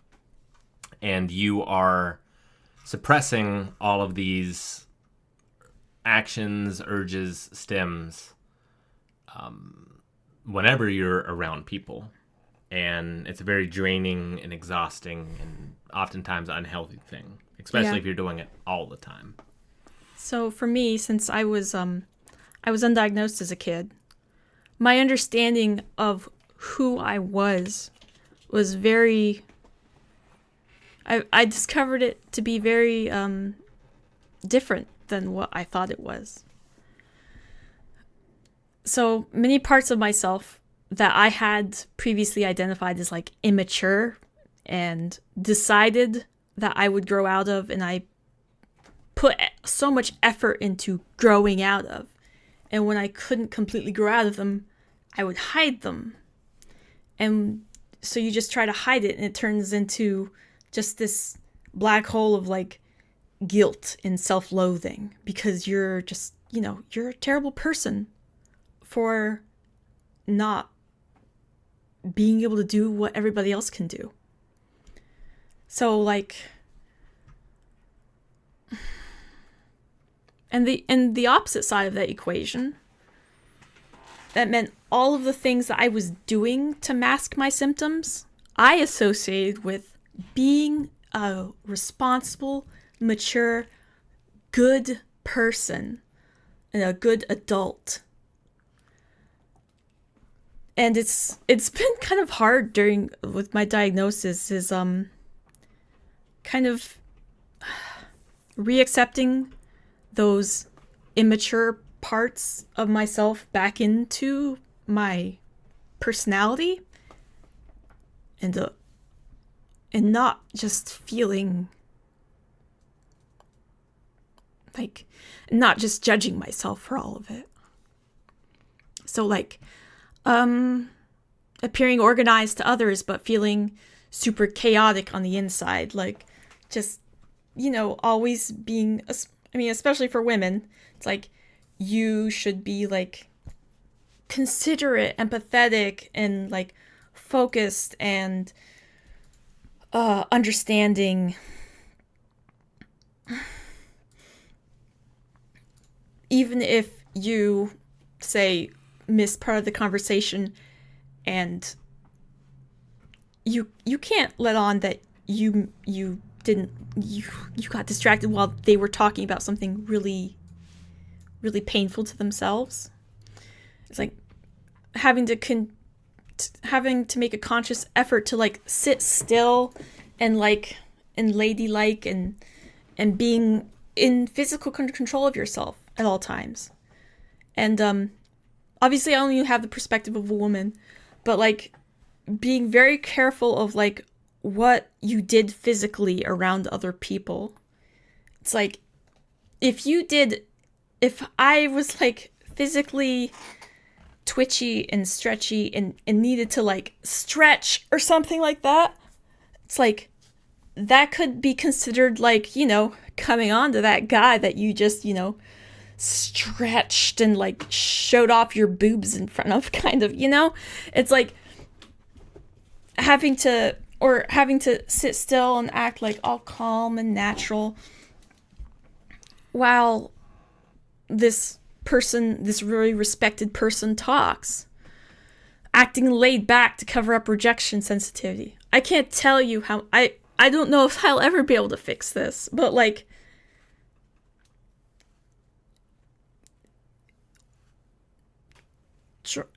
avoiding the possibility of rejection by not putting yourself out there is a hard thing to break when you feel that rejection sensitivity and it feels so strong, and you're feeling it way too strong from like a normal person. You're reacting like a crazy person right now because no one else reacts like you do, obviously, because like they're all normal and they all hide it, and some of them are probably masking pretty good too. And so you act like, oh no, it's fine, it's okay. You want to be that cool, calm, confident person that doesn't worry about that sort of stuff. But when you still have to deal with like the emotional overwhelm of, oh, that person doesn't like me, or especially if like you think you might have missed something in conversation and you're like, oh crap, did I say something that hurt someone's feelings and I didn't realize it because I missed it because I was distracted by something? I can't tell you how scary it is to worry about having those moments when you don't trust the other person to ever say anything about it. Because most of the time, it happens a lot of times where it's like, I might say something and I don't know what it was, and I don't know how it might have hurt their feelings, but it did, and they just cut me out of their life. And I just never hear from them again. And that feels horrible. And it's hard to keep going and keep putting yourself out there and not just keep hiding. And the more you hide how you feel about that sort of stuff, the less honest you're really being to other people. Which is hard when I need a lot of like very direct, obvious language. Much like Rick. I need more than like most people can like tell how a person's feeling about something. But like I might have missed it. And oh gosh, I forgot my line of thought. It's all right. Sorry, experiencing emotions while talking is also hard too because it just like kind of but that leads to like keeping quiet in conversations because like if you don't say anything, you won't screw up. I think I was 7 or 8 years old when I got tired of no matter how hard I tried, I'd always say something that you regret in that tiny little pit of your stomach where it's like sick feeling and it's like you can't fix it. You just feel horrible. There's nothing you can say to fix it. You just screwed up and you were wrong about something. Sometimes you don't know why even. But like when that just keeps happening every single time you have an interaction with people, no matter how hard you try and how nice and understanding and forgiving you can be, you just stop talking. And I remember the first time I tried, I was like, well, this time I'm going to not say anything. So for like the whole day while we like hung out with friends or whatever, homeschool group people, like I was just quiet. And I got to the end of the day and it's like, it was horrible. He's like, being quiet the whole day, just out of fear of, trying not to bother anybody. And it just made me so much smaller and I just didn't have fun at all the whole day. Didn't really play with anybody. And now thinking back on it, I'm like, a 7 or 8 year old child doing that. It's like, that's pretty messed up to have to try to resort to that. And then, like, as you grow up, reducing the intensity of excitement and other emotions. Like, I'm still processing thoughts and, like, trying to communicate and such. But this is obviously coming out. And it's hard to keep communicating at the level and speed I want to when, like, your throat starts getting tight and, like, everything just starts coming out kind of messed up. And people, like even if you react in positive waves, like, if you react too big to things, no matter if it's in a positive way or a negative way, like in a sad way or whatever, people will, be like, whoa, like, there must have been something in the water, huh? Like, they'll call you out a little bit on it. They'll point out your difference. They'll point out you did something different to everybody else. And it's like, oh, shit. It's like, my guys fell away. What's the thing that fae creatures have? Where they put up... Glamour? Yeah, it's like my glamour fell for a moment and I accidentally let myself through. And it's hard to continue communication and such when it feels like that stuff just keeps happening and all of the choices that led up to it, your active choices, the things you could control that led up to it, they were all good choices. But the things you couldn't control, like the impulses where it's like something flashed in the corner of my eye and it yanked my attention away and I got distracted by something I couldn't control and then I got in trouble for it. It's hard to deal with. And like, heavy reliance on reminders and timers to appear productive. I know, like, definitely in college and such, I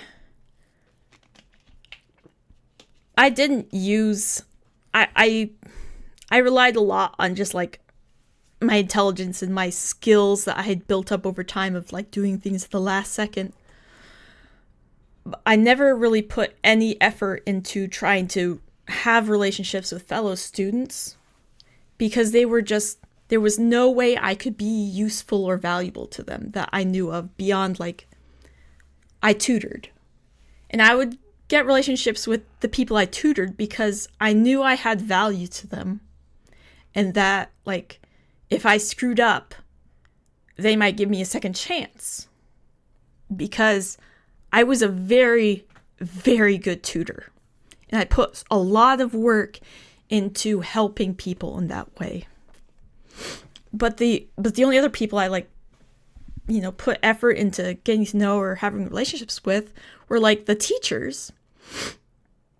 And the way I like made myself valuable to them was by like being an excellent student. And like I was often I had the highest scores in the tests, and I did, if there was like a special project for like a computer class where you had to design we had to design like a trip overseas where you had to plan it all out and like, just do this great big presentation package for it.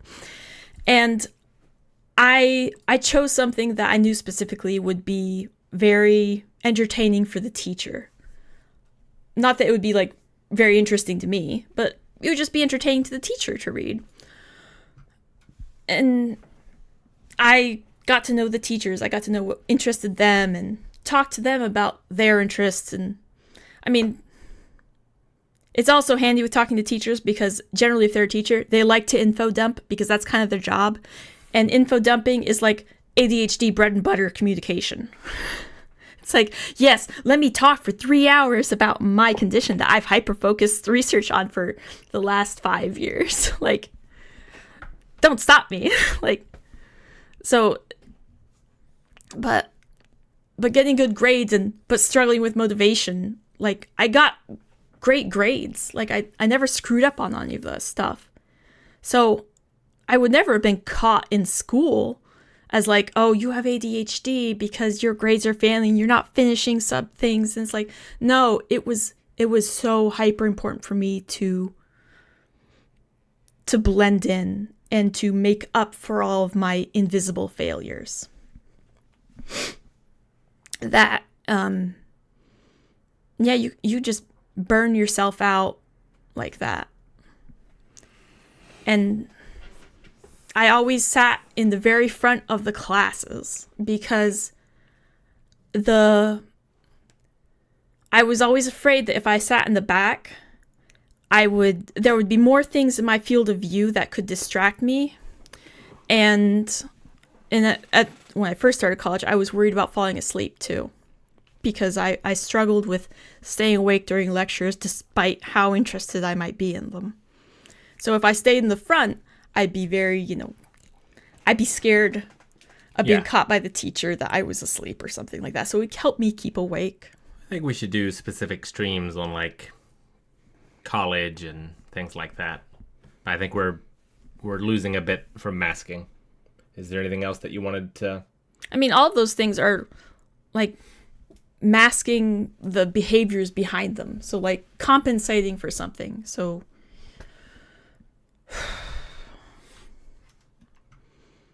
thank you, Sarah, for the $5. Lots of autism overlap with masking. For myself, it's automatic and exhausting. Plus, it feels like most people I've never met the real me because of it. Definitely understand that. And I talk about masking in the autism stream that I did last week as well. Yeah. I guess the most direct thing with masking is I became very disillusioned with the prospect of dating in college because every time I'd meet somebody that was, nice to me at all and such, it's like I almost couldn't control it, but I would change to be what like the perfect person for them. And it was hard, and it's tiring. And it was to the point where, like, even though I liked those people, it's like I just couldn't stand to be around them for long periods because it was just so tiring to not be myself and to have to put on that extra facade of to be whatever they wanted. And like that was why, like, I think it was just before I met you, I basically decided to completely given up that sort of thing. I was like, you know what? I'll just ignore that sort of part of my life entirely. And I'm just going to become a fraud examiner. And I'm going to be the powerful bitch who finds, you know, the people that are stealing money from companies and stuff. And because I was good at it. I could have picked probably any guy there and just been his like perfect woman. And when I realized that, it made me realize just like how little of myself I knew, because it's like I didn't even realize I was doing that at first. Yeah. I think like it might have been part of the reason why I wasn't very interested in you at first, because you were probably masking more, I think, before you like became friends with Robert and were like more comfortable around him. Yeah.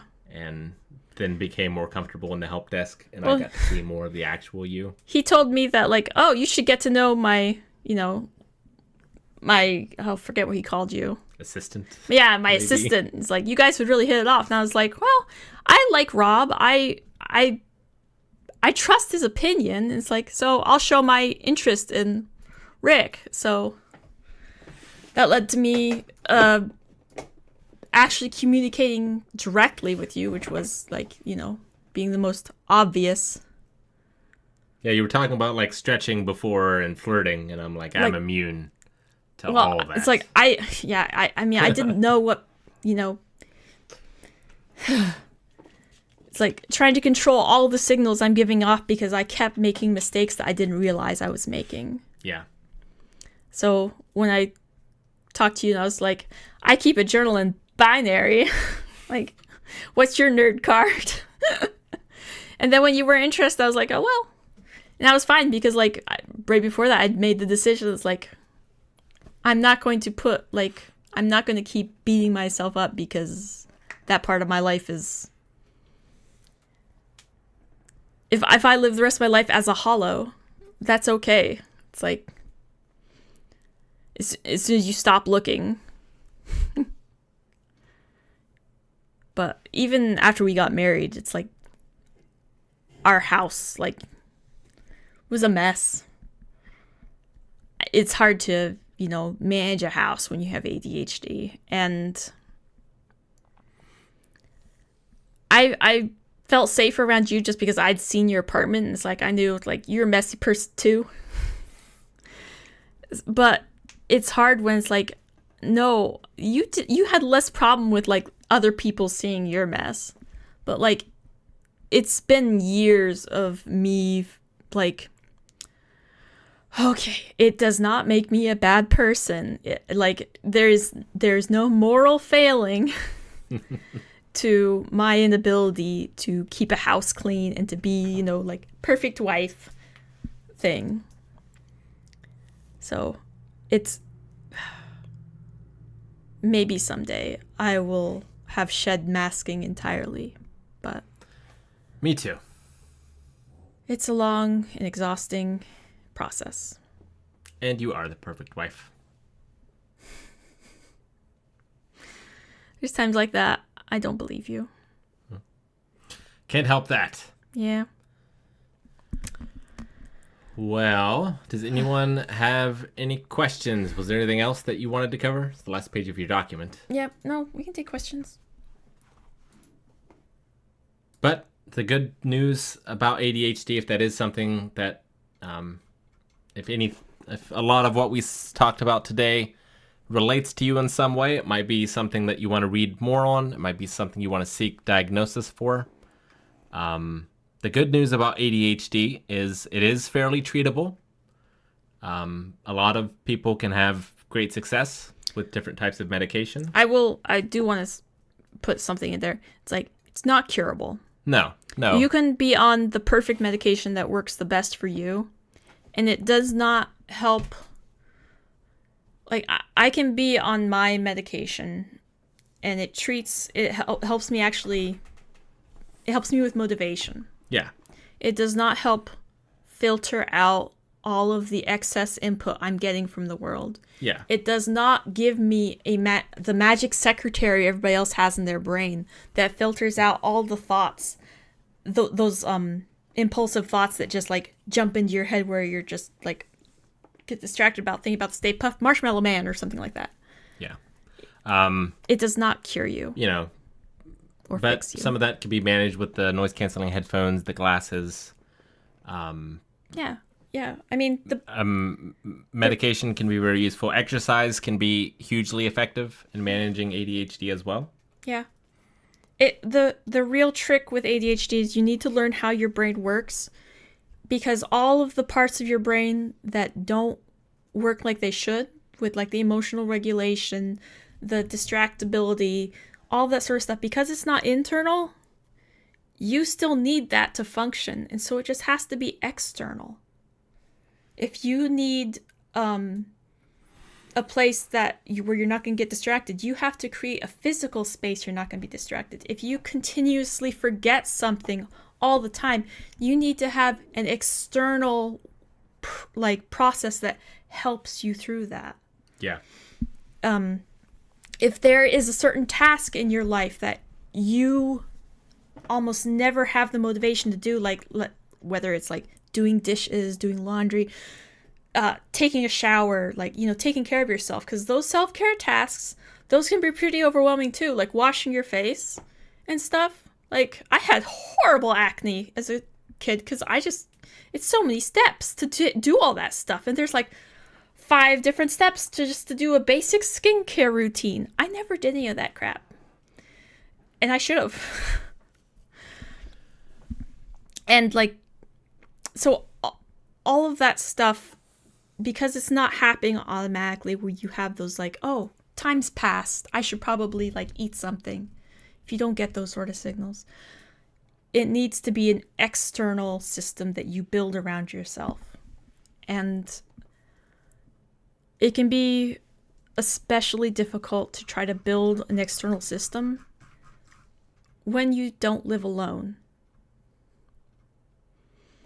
I'll fully admit that, like, if I did not have a child and a husband, it's like there's parts of my life that would probably be way more predictable and reliable and comfortable to myself.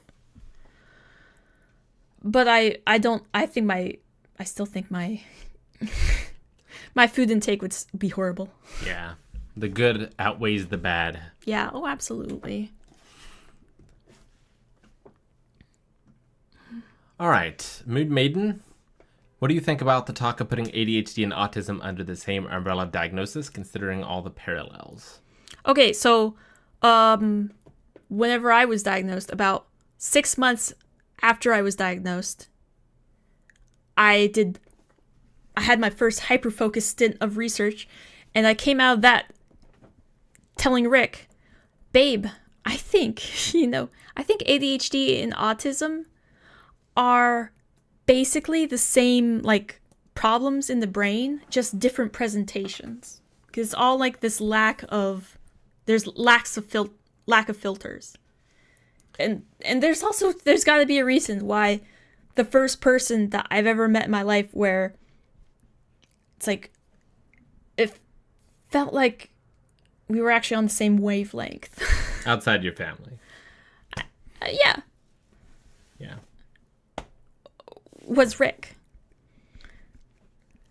So, like, I wouldn't be surprised if, like, research continues in the next, 30 to 40 years if they do get umbrellaed together, because there's There's way more overlap than there isn't. And the stuff that doesn't overlap are basically the same things, except just like different presentations versus internal versus external. Yeah, for me, it feels kind of like there should be a neurodivergent grouping, and then autism and ADHD like under that, where it's like they are under an umbrella of something, but they themselves are not one diagnosis, where it should be like one term, and then there's like a type 1, type 2, something like diabetes or demons in Dungeons and Dragons, as an example. I mean, even with ADHD, they've got like, you've got your combined type, you've got your hyperactivity type, and you've got the other type. And autism is a spectrum with a lot of different ways that it can present in different intensities as well. With a lot of that stuff, I feel like we're still dealing with the diagnoses are separated based on how you annoy the normal people.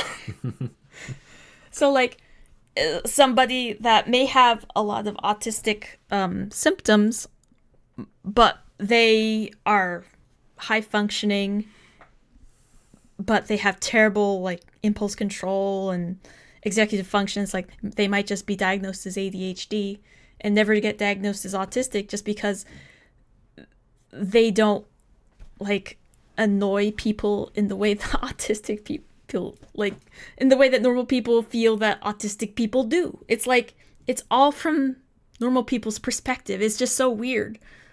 And you shouldn't say normal people. Well, yeah. But yeah. People without those brain types. Neurotypical. Yeah. It's probably a better way of phrasing it. And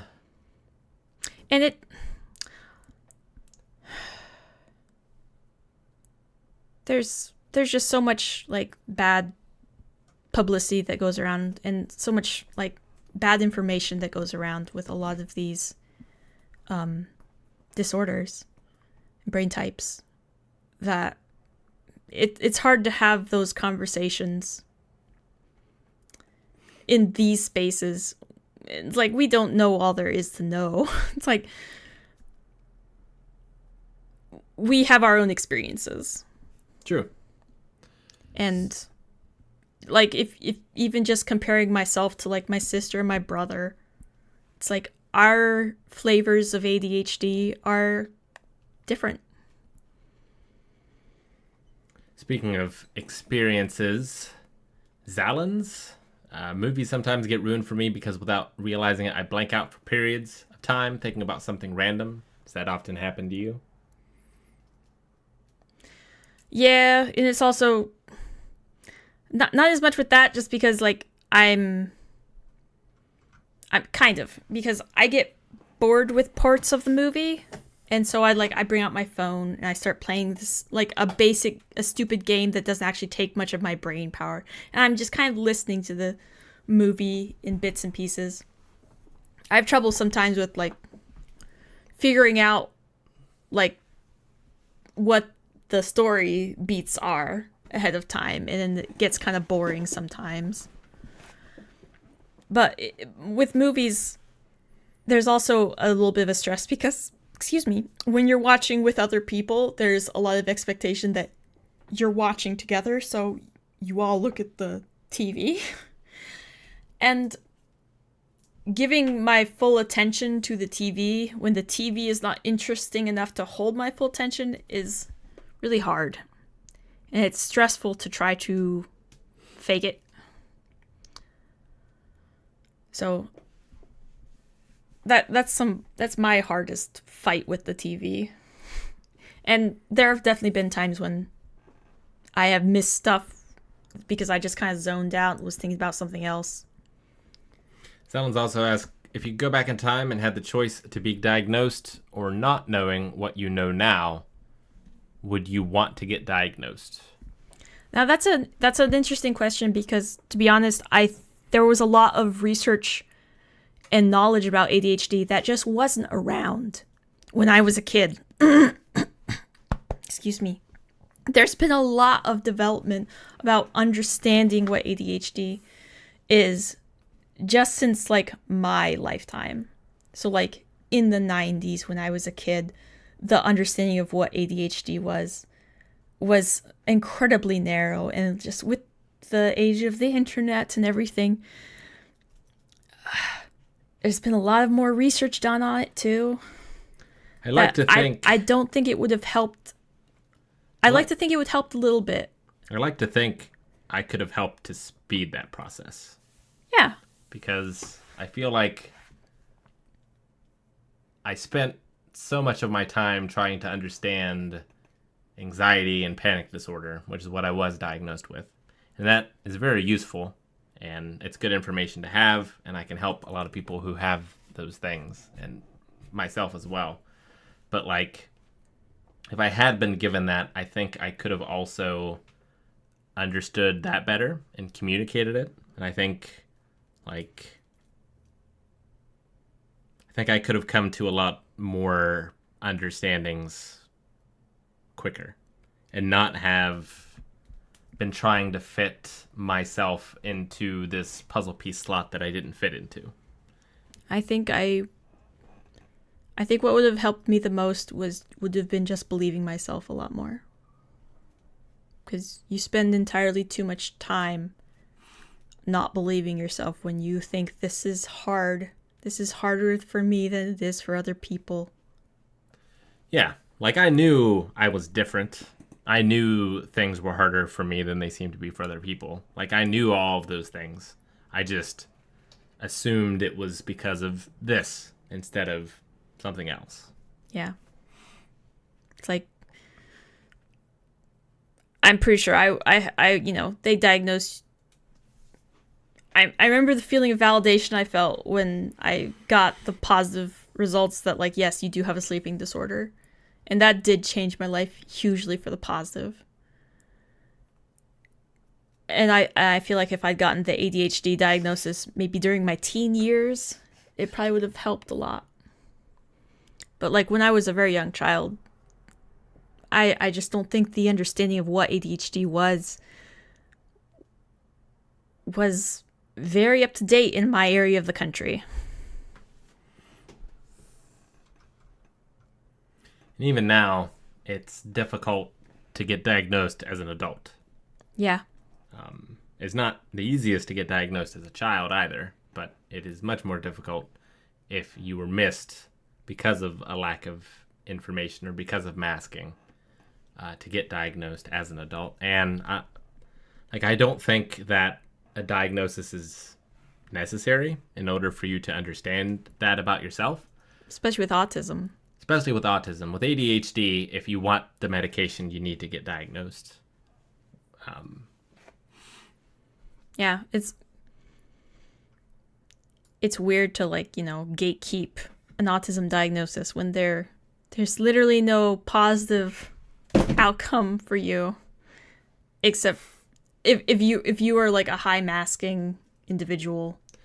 Yeah, autism is a disability.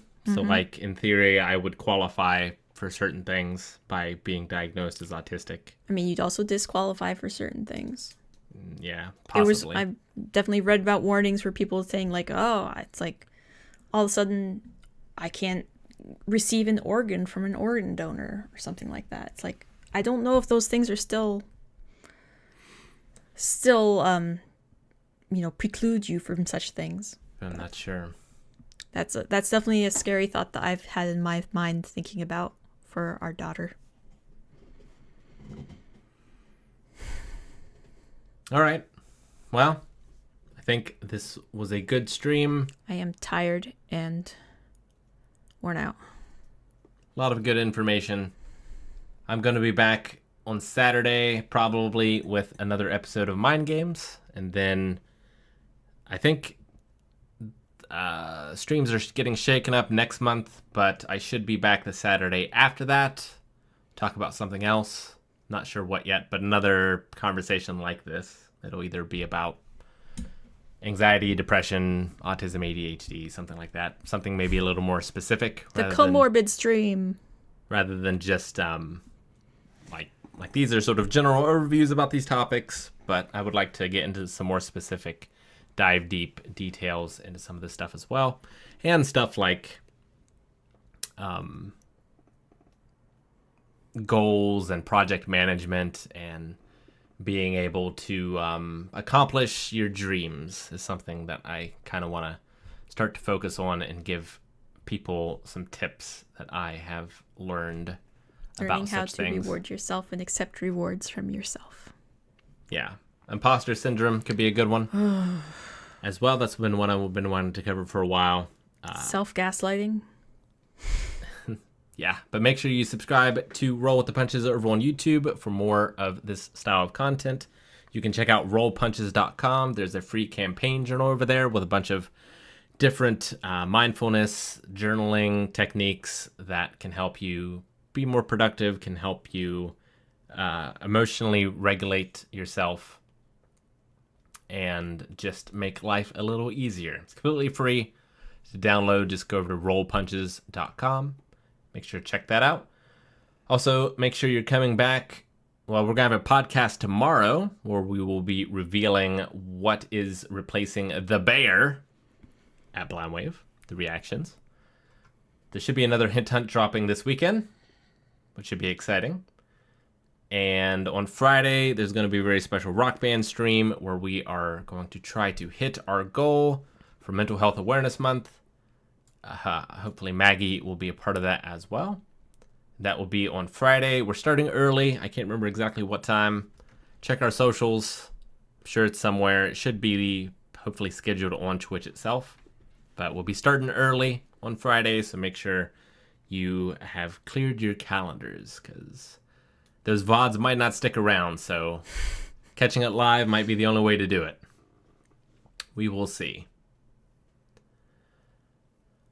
All right. Well, I think that's going to do it for us. Thanks so much, everyone. We appreciate you coming. We appreciate you being open, whether you are struggling with these things or just learning more about them to help others. We really appreciate it. We appreciate all the donations. And I hope everyone has a good evening. Thanks, guys. We'll see you next time. Bye-bye. Bye.